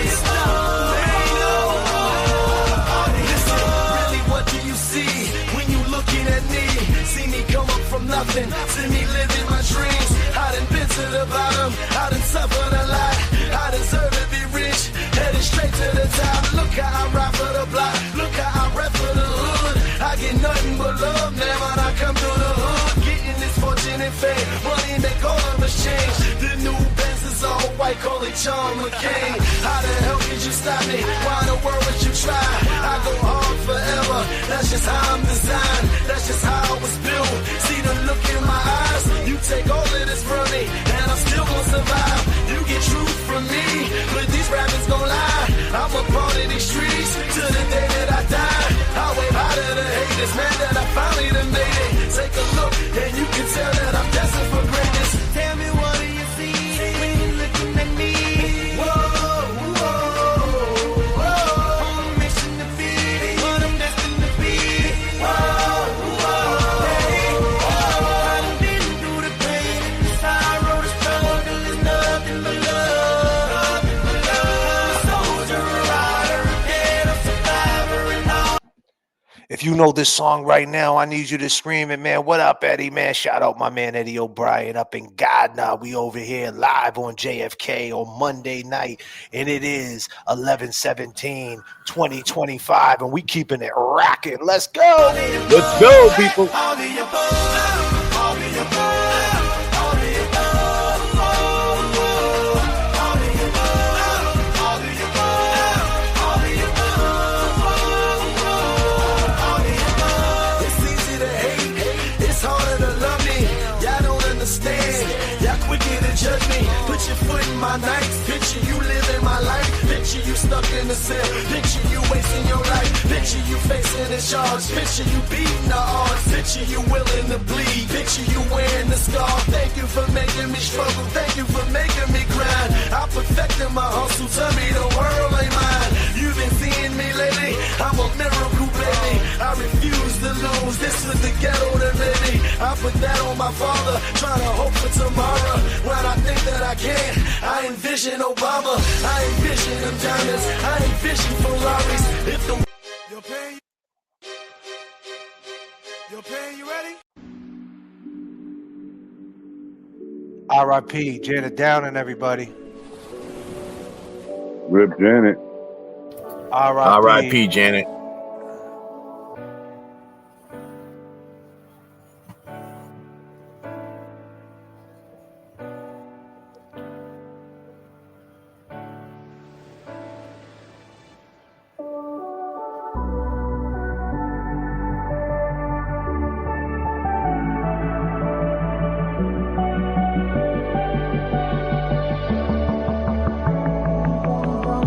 young blood thinks there's always tomorrow.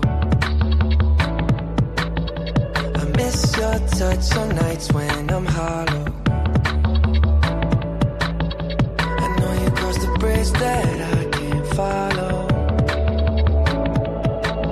Since the love that you left is all that I get, I want you to know that if I can't be close to you, I'll settle for the ghost of you. I miss you more than life. And if you can't be next to me, your memory's ecstasy. I miss you more than life.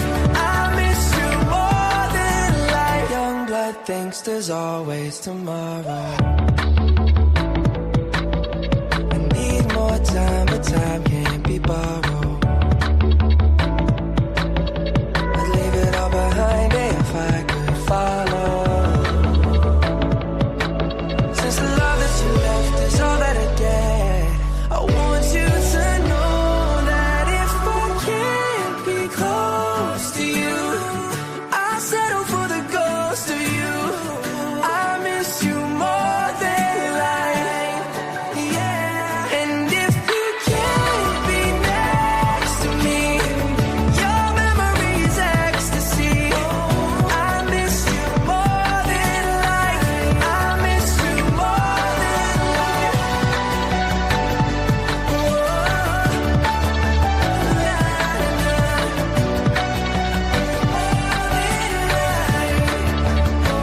So if I can't get close to you, I'll settle for the ghost of you. I miss you more than life. And if you can't be next to me, your memory is ecstasy. I miss you more than life. Yeah.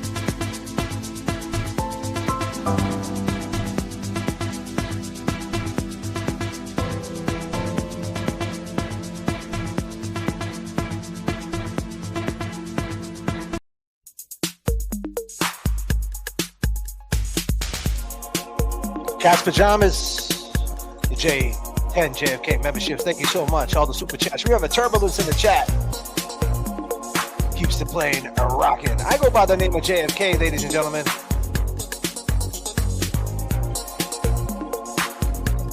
And Kevin Kemp 781 can't talk right now because he's currently doing weird stuff.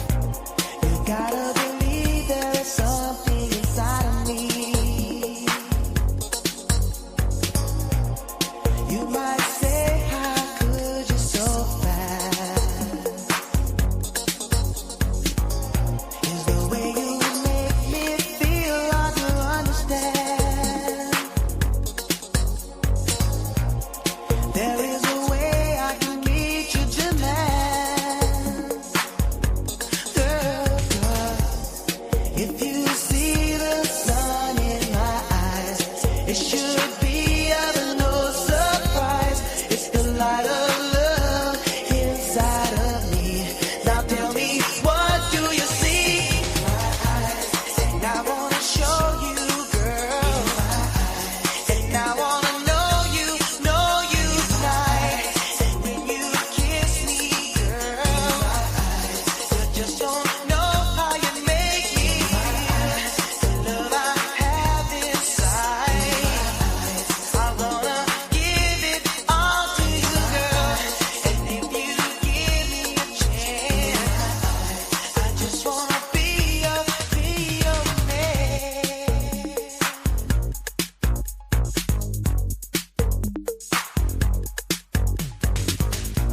I know it's hard to see how I feel this way.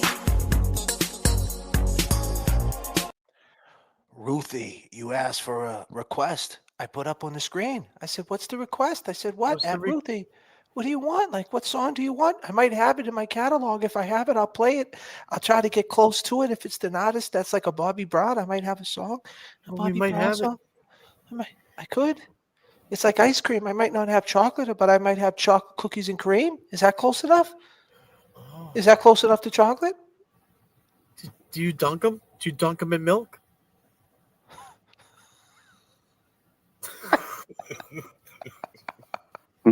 God damn.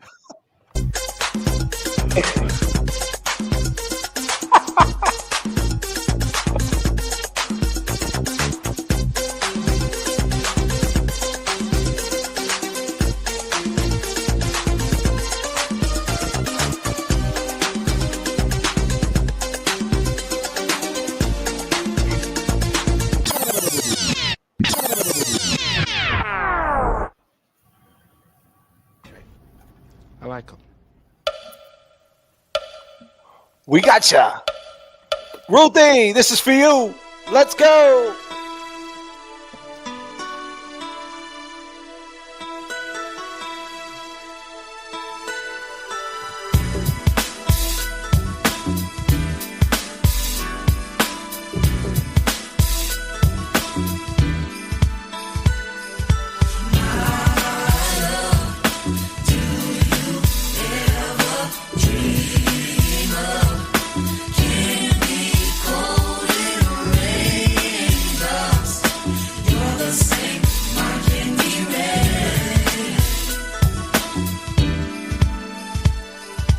Have you ever loved someone so much you thought you died?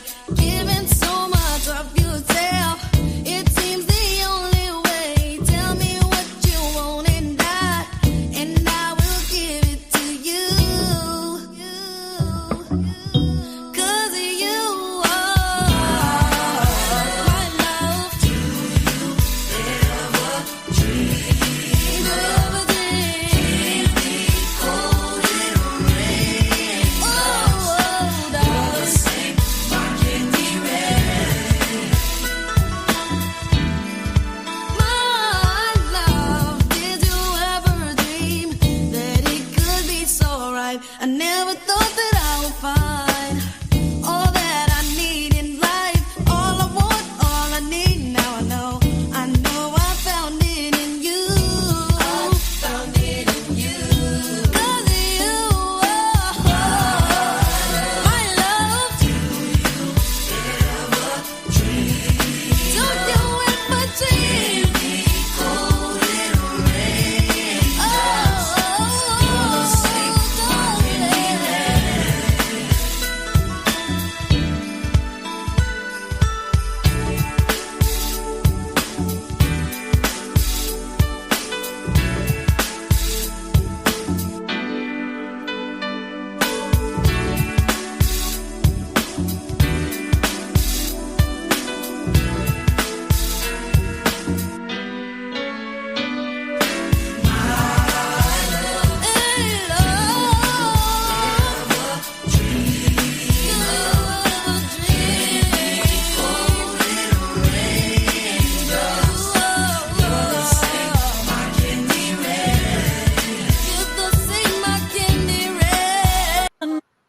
the night is my world. For the night is my world. For the night is my world. City light, painted girls. In the day, nothing matters. Is the night color flatters? In the night, no control. Through the wall, something breaking. Wearing white as you walk in down the street of my soul. You take my self-control. You got me living only for that night. Before the morning comes, the story's told. You take my self-control.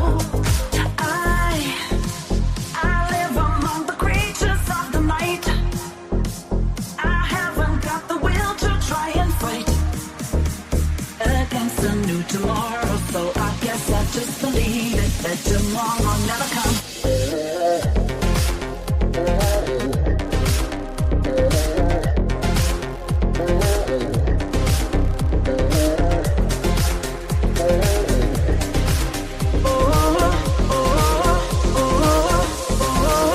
For the night is my world. City light, painted girls. In the day, nothing matters. Is the night color flatters? In the night, no control. Through the wall, something breaking. Wearing white as you walk in down the street of my soul. You take my self-control. You got me living only for that night. Before the morning comes, the story's told. You take my self-control. I live among the creatures of the night. I haven't got the will to try and fight against a new tomorrow, so I guess I just believe it, that tomorrow never comes. Oh, oh, oh, oh, oh,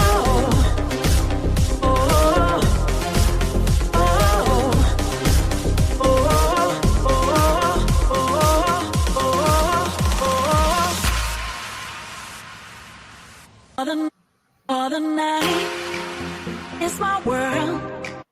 For the night is my world.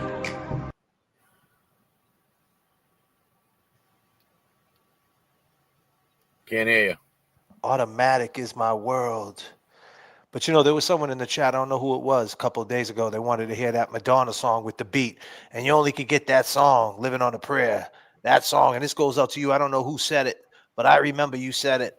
And I was like, man, you know, I didn't deliver for her. I didn't see it. But you know what? Let's take it there. God? Life is a mystery. Everyone must stand alone. I hear you call my name, and it feels like,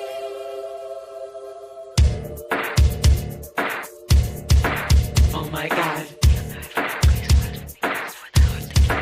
Oh my God.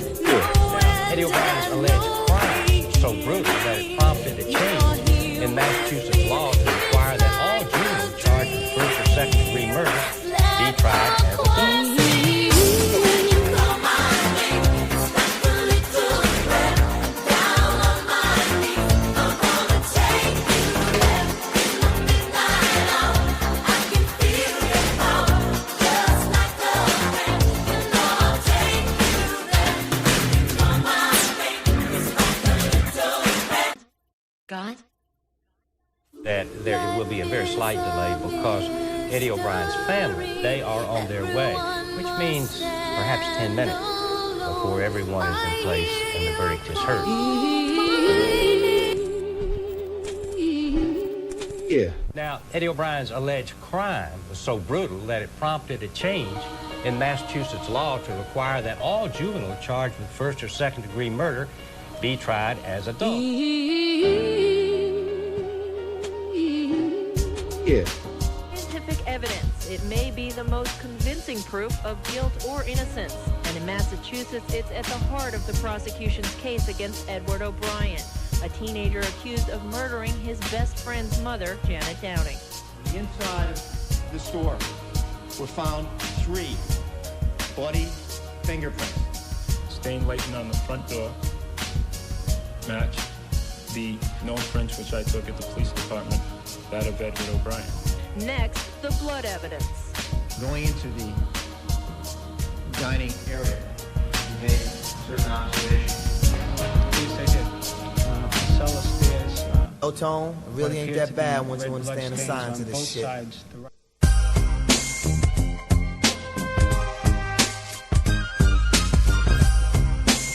College boys coming to you for the year 2000, covering all sectors of the universe.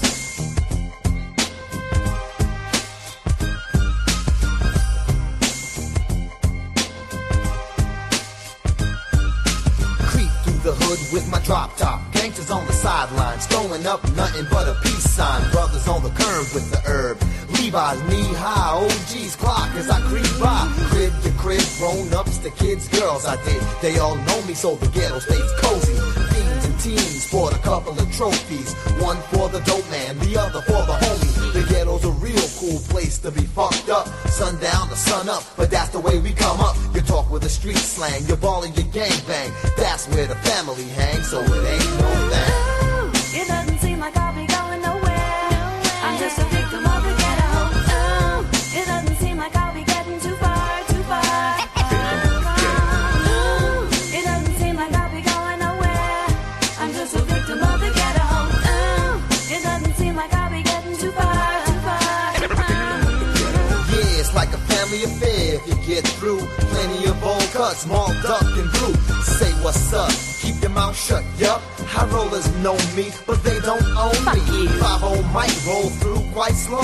Keep the 40 in the bag and throw away the zigzag. Waiting for 5 or 6 to come. Down goes the sun, so we can run a game of 21. From time to time, some busters bring the noise and try to stop me. Because them can't relate to the presence of my pussy. Call me anything from a hoodlum to a thug. You can push and you can shove, and I still won't budge. It doesn't seem like I'll be going nowhere. I'm just a victim of the ghetto. It doesn't seem like I'll be getting too. Over time, you know, how much are they paying for their lawyer? I mean, I think they should just hire a hitman, to be honest. Over time, you know, how much are they paying for their lawyer?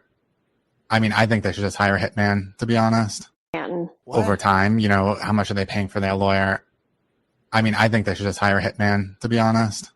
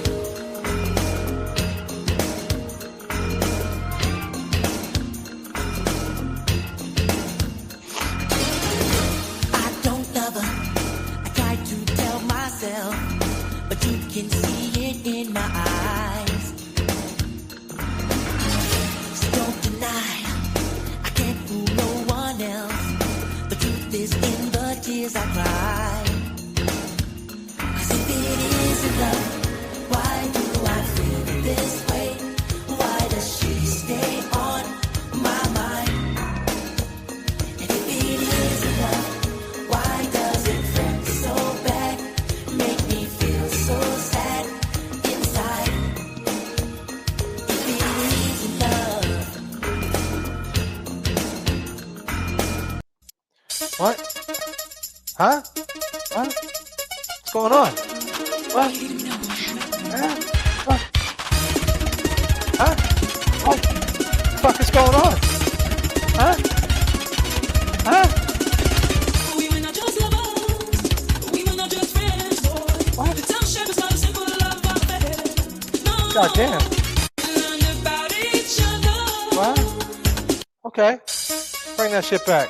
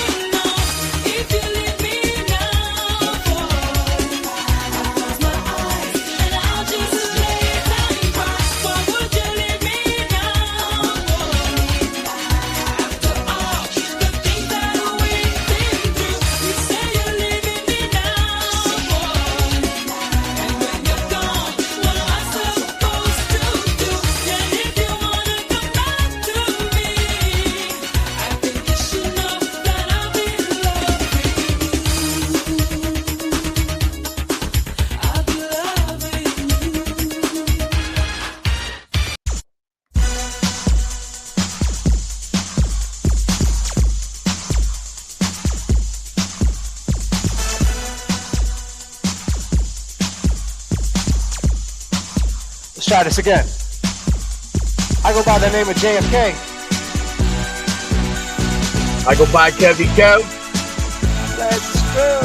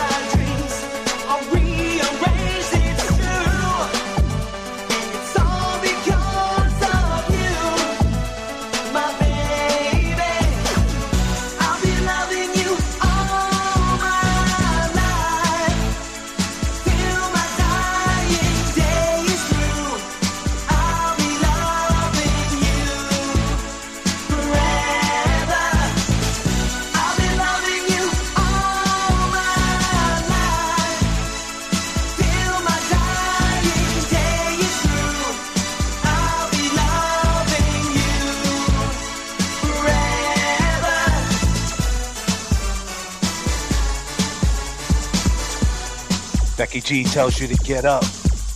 Cat's Pajamas gifted 10 JFK memberships. Everybody give some memberships. Let's go. 5 JFK memberships. Avro.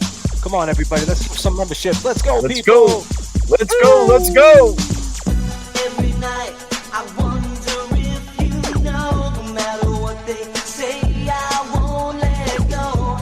Don't ask yourself if I'll always be there. 'Cause forever's how long I can. As time goes by and the feeling gets stronger, to be in your arms can't wait any longer. Look in my eyes and you see it's true. Day and night, all my thoughts are you. I'll be loving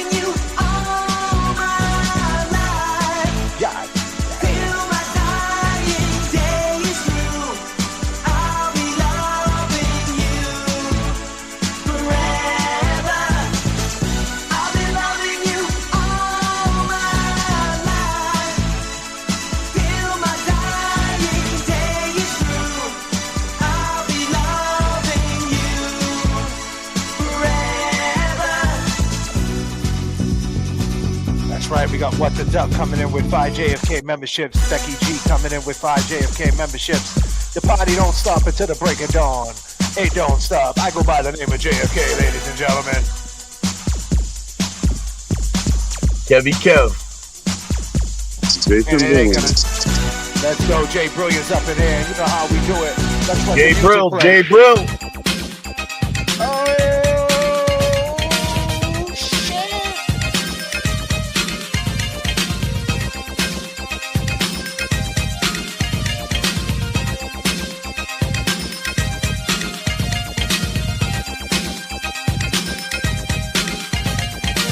We started dancing and love put us into a groove. As soon as we started to move, the music played while our bodies displayed through the dance. That love picked us out for romance. I thought it was clear the plan was we would share this feeling just between ourselves. But when the music changed, the plan was rearranged. You went to dance with someone else. We started dancing and love put us into a groove. But now he's with somebody new. What does love want me to do?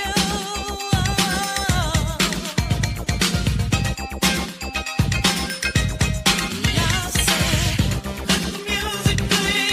You won't get away. Just keep grooving and he'll come back to you again. Let the music play. You won't get away. This groove he can't ignore. He won't win anymore. Leslie. He tried pretending that this is just a dance that I see. Let's do it. Once again, we're gonna keep it rolling, man. Hey, you too. I was once like you when I like to do the wild thing. Yo, my man Leslie, keeping it real, Neil. That's how we do it on a Monday night. We creeping up into Tuesday.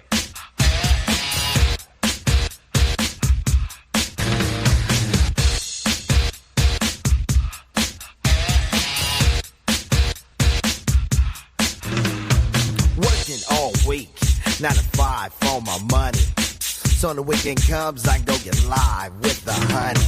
Rolling down the street, I saw this girl when she was pumping. I winked my eyes, got into the ride, went to a club, was jumping. Introduced myself as low, she said, you're a liar. I said, I got it going on, baby doll, and I'm on fire. Took her to the hotel. She said, you're the king, so be my queen if you know what I mean. And let's do the wild thing. Wild thing.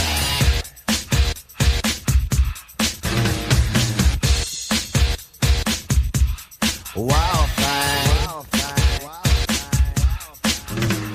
Shopping at the mall, looking for some gear to buy.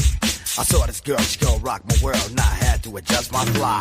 She looked at me and smiled and said, you have plans for the night? I said, hopefully if things go well, I'll be with you tonight. So we journeyed to a house, one thing led to another. I key in the door, I go hit the floor, looked up and it was a mother. I didn't know what to say, I was hanging by a string. She said, hey you too, I was once like you and I like to do the wild thing. Wild thing. She loved to do the wild thing. Wild thing. Wild thing. Please, baby, baby, please. Posse in effect.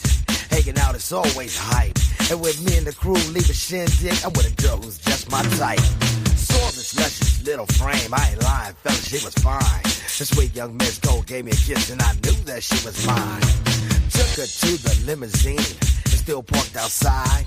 I tipped the chauffeur when it was over and I gave her my own ride. Didn't get her off my jock, she was like that and cling. But that's what happens when bodies start slapping from doing the wild thing. Wild thing. She wanted to do the wild thing.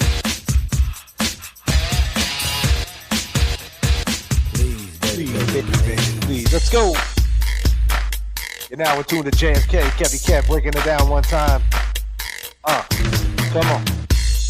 Peace signs up at Kevy Kev one time. Jay Brilliant's up in here. Yes. Everybody peace signs up in the chat. It's all love over here.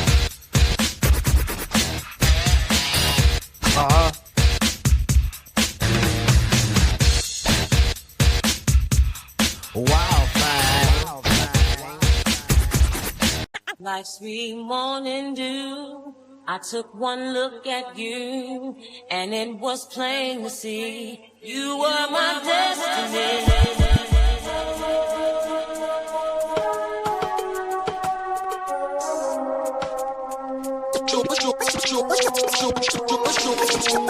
Shorty, I'm there for you anytime you need me. For real, girl, it's me in your world. Believe me, nothing make a man feel better than a woman. Queen with a crown that be down for whatever. There are few things that's forever. My lady, we can make war or make babies. Back when I was nothing, you made a brother feel like he was something. That's why I'm with you to this day, boo, no frontin'. Even when the skies were gray, you would rub me on my back and say, baby, it'll be okay. Now that's real to a brother like me, baby. Never ever give my away and keep it tight, alright? And I'ma walk these dogs so we can live in a fat crib with thousands of kids. Word like, you don't need a ring to be my wife. Just be there for me and I'ma make sure we be living in the f***ing lap of luxury. I'm realizing that you didn't have to f*** with me, but you did. Now I'm going all out, kid, and I got mad love to get. And I got mad love to get. And I got mad love. And I got mad love to get. Nurse of interest. Yeah, for you. It ain't nothing, but when she... Let me tell you something, nurse of interest. Nurse of interest. I took one look at you, Quality over quantity for sure. and it was plain to see you were my destiny. Yes, let's slow it down. One more try. Thank you, nurse of interest. The song goes out to you, girl. Let's go.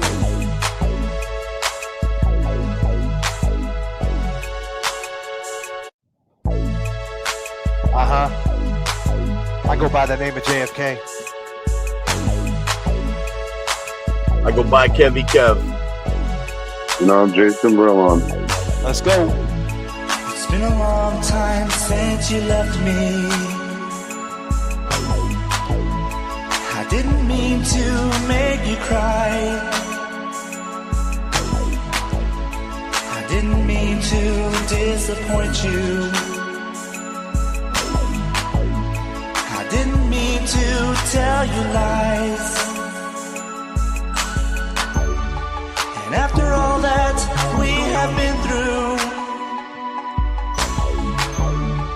won't you let me tell you why? One more try. I didn't know how much I loved you. One more try. Let me put my arms around you. Living all these lonely nights without you. Oh baby, can we give it one more try? It's been a long time since I've kissed you. It always used to feel so good. And if you knew how much I missed you, you'd forgive me if you could. And now that we have found each other, can't we give it one more try? One more try. I didn't know how much I loved you. One more try. Let me put my arms around.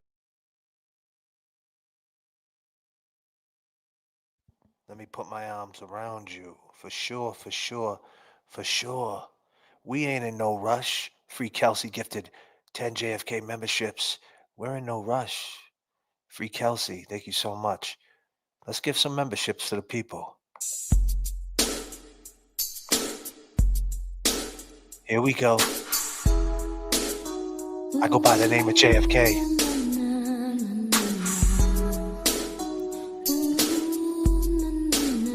And I go by Kevin Kelly. And I'm Jason Brumon.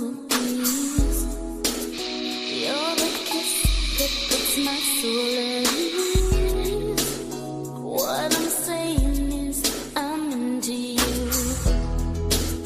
Here's my story, and the story goes: you give love, you get love, and more than heaven knows. You're gonna see, I'm gonna run, I'm gonna try, I'm gonna take this love right to you. All my heart, all the joy. Oh baby, baby, please. Hurry, hurry, lover, come to me. I wanna see you get free with me. I can feel it, I can feel you all through me. Ooh, what you do to me. And all I want from you is what you are. And even if you're right next to me, you're still too far away. If I'm not inside your arms, I get dramatic, baby, yes, I know. But I need you, I want you, oh man, I love you so. You're gonna see, I'm gonna run, I'm gonna try, I'm gonna take this love right to you. All my heart, all the joy, oh baby, baby, please. Lost in a dream, don't know which way to go. If you were all that you seem, then baby I'm moving way too slow. I've been a fool before, wouldn't like to get my love caught in the slamming door. How about some information, please? Oh, straight up now tell me, do you really wanna love me forever? Oh, am I caught in a hit and run?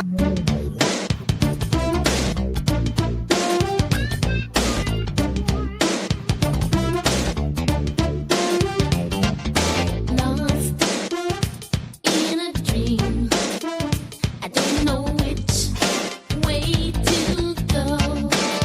Let me say, if you are all that you seem, then baby I'm moving way too slow.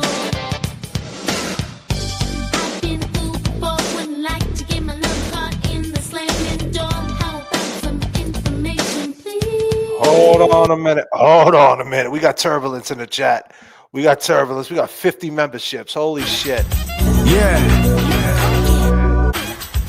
Yeah.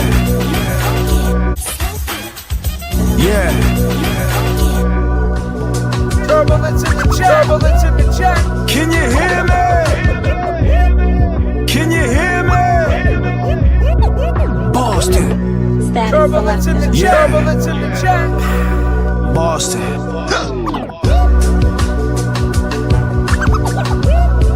Can you hear me?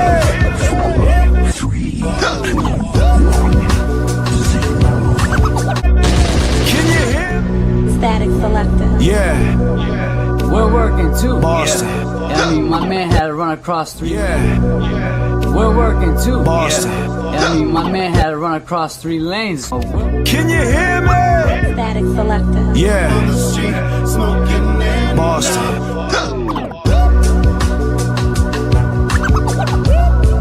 Can you hear me? Turbulence in the chat. Can you hear me? Can you hear me? Boston. Static selected. Yeah. Static selected. I've traveled so far, lonely life. Boston. I wanna know what love is. What you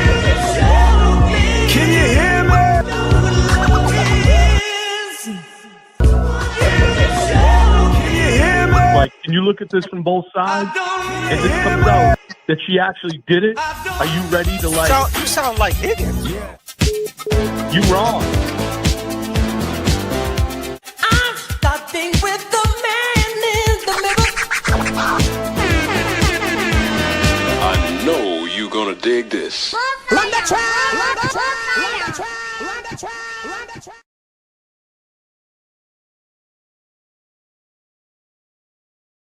Wow. 50 JFK memberships. Leslie and Ryan Neal, thank you so much. And that's what I call love.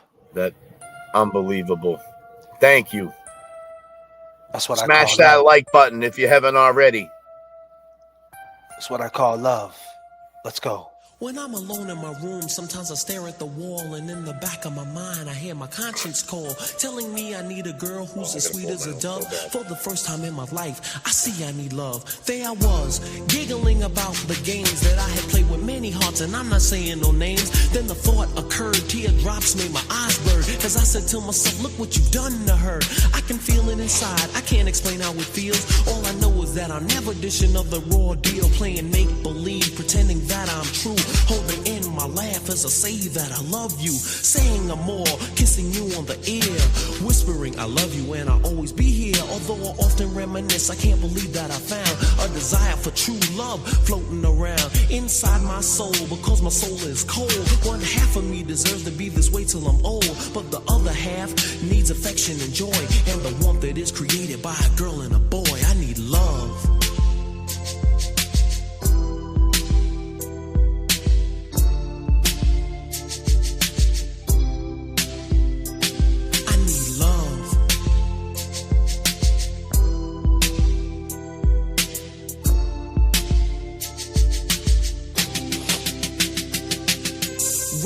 Sheer delight, how sweet. I gotta find me a girl to make my life complete. You can scratch my back, we'll get cozy and huddle. I'll lay down my jacket so you can walk over a puddle. I give you a rose, pull out your chair before we eat. Kiss you on the cheek and say, ooh girl, you're so sweet. It's deja vu and that there will be a very slight delay because Eddie O'Brien's family, they are on their way, which means perhaps 10 minutes before everyone is in place and the verdict is heard. Yeah. Now, Eddie O'Brien's alleged crime was so brutal that it prompted a change in Massachusetts law to require that all juveniles charged with first or second degree murder be tried as adults. Yeah. Scientific evidence. It may be the most convincing proof of guilt or innocence. And in Massachusetts, it's at the heart of the prosecution's case against Edward O'Brien, a teenager accused of murdering his best friend's mother, Janet Downing. On the inside of the store were found 3 bloody fingerprints. Stain latent on the front door matched the known prints which I took at the police department, that of Edward O'Brien. Next, the blood evidence. Going into the dining area, did you make certain observations? Yes, I did. The cellar stairs, what appeared to be red blood stains on both sides, the right and left side of the sheetrocked walls. The state called DNA and blood experts to tie this evidence to the defendant. There are obviously 2 bleeders. Your results indicate who the 2 bleeders are consistent with. At this level of analysis, I can't exclude Edward O'Brien as the second bleeder at that scene, in addition to the victim, Janet Downing. And were you wearing any type of footwear protecting your feet from the crime scene? No, I was not. George suggested that DNA found on a knife hilt at the crime scene may be the key to finding the real killer. This number 12 right here, that's not present in either Janet Downing nor Edward O'Brien, is it? That's right. What does that mean? Well, what do you mean? What does that mean? Well, it came from somewhere else, didn't it? That's right. Okay. Yes. That number 12 came from another person's blood, didn't it? It may have come from another person's blood. That's correct. George also focused on timing, hinting that even if O'Brien's blood and fingerprints were found at the Downing home, that doesn't mean he was there the night of the stabbing. What did you do to make sure that any of the debris from your pocket wasn't getting onto the vase? freeze. He panics. He runs. Just like any 15-year-old would. TV, Cambridge, Massachusetts. Eddie didn't have a cat either. I mean, that was a big area of inquiry when the medical examiner testified. There were no cats in the house. That was the testimony at trial. And her family never said they had a cat. No. As I said, first time in 30 years I heard that was from Artie the other night. Yep. Do you think Eddie's guilty or not guilty? I think he's not guilty. Keith. Yep. Do you think Eddie's guilty or not guilty? I think he's not guilty. Woo! I do. And, you know, and I say it, you know, we're going back to what I said in the beginning.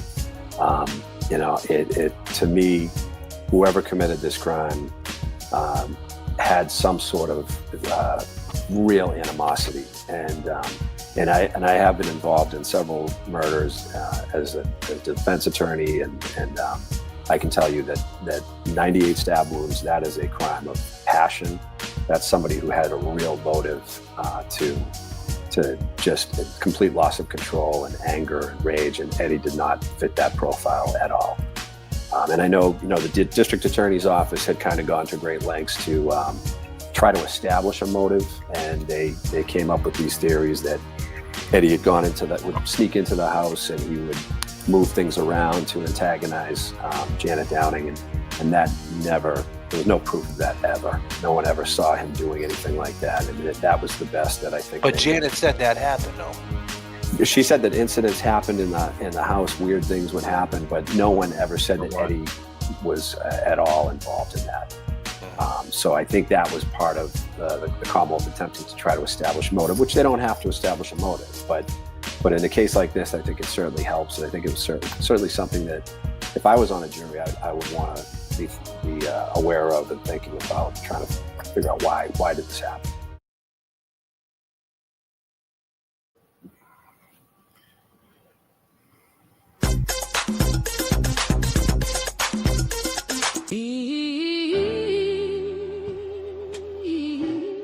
Yeah.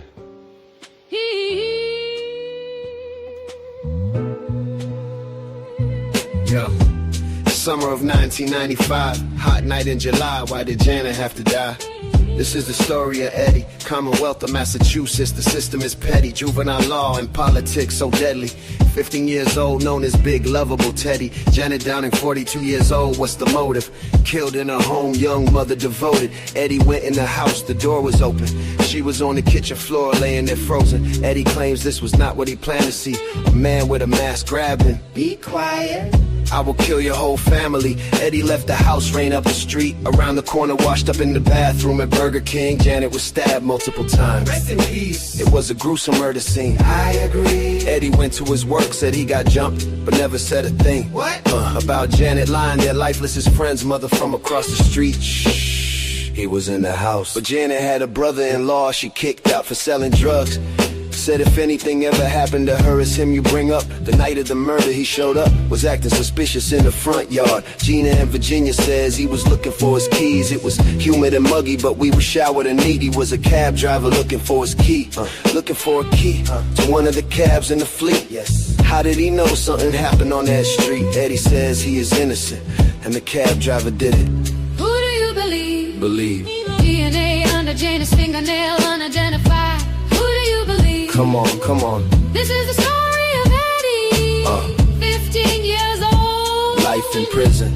This is the story of Janet, life taken and stolen. For no reason. It was the summer. July 1995. Do you all remember?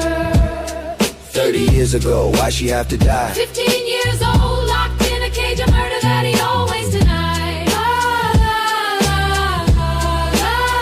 Let's go. Summer of 95. Life goes by. Welcome to the stream. Long gamers. Peace and love. La la la.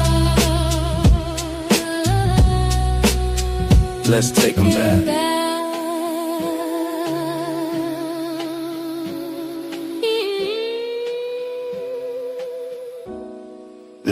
Let's take.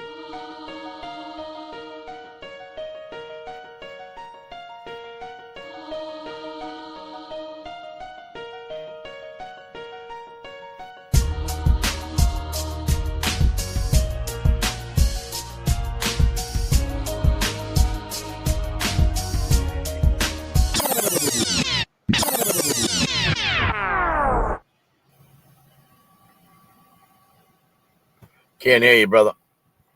That was our presentation, ladies and gentlemen, of the night. We're at 2 minutes and 55 seconds. We go 3 hours. Sometimes we go 5 hours, but we usually go to the 3-hour mark. I hope you guys enjoyed the beginning, the middle, and the end. Learned something tonight. This is Pot 14, Politics Usual in Massachusetts. And tomorrow, Jay Brilliant, we'll have another guest, right? Yes, sir, we will. We'll have another guest. They guaranteed me today they'll be on tomorrow, so. This one's going to be a lot. This is going to be a shocker, this one, right? It's going to be a good one. It's going to be a good one. This is going to answer a lot of questions. We're going to get a different perspective. You know who it is already. That person didn't come on tonight, obviously, Kev. What do you feel about this guest tomorrow? Do you feel it's going to answer a lot of questions as far as profiling the shit and all that? You know, I think it will. It will highlight. You know, it could highlight a way a certain person moved back then. You know, in '95. You know, just a different look at this person in a different light. You know what I'm saying? I mean, how friendly was he? You know, right.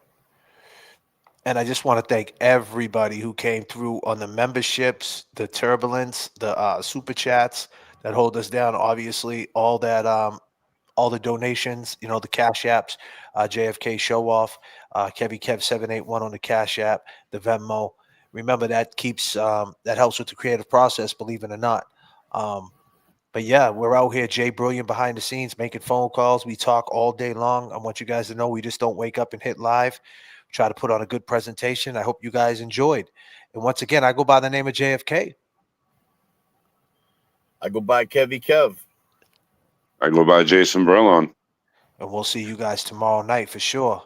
Peace and love, everybody. I'll talk to you guys later, guys. All right? Peace and love, people. Let's go. Peace and love. Be safe. Long game. That it will be a very slight delay because Eddie O'Brien's family, they are on their way, which means perhaps 10 minutes before everyone is in place and the verdict is heard. Yeah. Now, Eddie O'Brien's alleged crime was so brutal that it prompted a change in Massachusetts law to require that all juveniles charged with first or second degree murder be tried as adults. Yeah. Scientific evidence. It may be the most convincing proof of guilt or innocence. And in Massachusetts, it's at the heart of the prosecution's case against Edward O'Brien, a teenager accused of murdering his best friend's mother, Janet Downing. On the inside of the store were found 3 bloody fingerprints. Stain latent on the front door matched the known prints which I took at the police department, that of Edward O'Brien. Next, the blood evidence. Going into the dining area, did you make certain observations? Yes, I did. The cellar stairs, what appeared to be red blood stains on both sides, the right and left side of the sheetrocked walls. The state called DNA and blood experts to tie this evidence to the defendant. There are obviously 2 bleeders. Your results indicate who the 2 bleeders are consistent with. At this level of analysis, I can't exclude Edward O'Brien as the second bleeder at that scene, in addition to the victim, Janet Downing. And were you wearing any type of footwear protecting your feet from the crime scene? No, I was not. George suggested that DNA found on a knife hilt at the crime scene may be the key to finding the real killer. This number 12 right here, that's not present in either Janet Downing nor Edward O'Brien, is it? That's right. What does that mean? Well, what do you mean? What does that mean? Well, it came from somewhere else, didn't it? That's right. Okay. Yes. That number 12 came from another person's blood, didn't it? It may have come from another person's blood. That's correct. George also focused on timing, hinting that even if O'Brien's blood and fingerprints were found at the Downing home, that doesn't mean he was there the night of the stabbing. What did you do to make sure that any of the debris from your pocket wasn't getting onto the bars? He panics. He runs. Just like any 15-year-old would. TV, Cambridge, Massachusetts. He didn't have a cat either. I mean, that was a big area of inquiry when the medical examiner testified. There were no cats in the house. That was the testimony at trial. And her family never said they had a cat. No. As I said, first time in 30 years I heard that was from Artie the other night.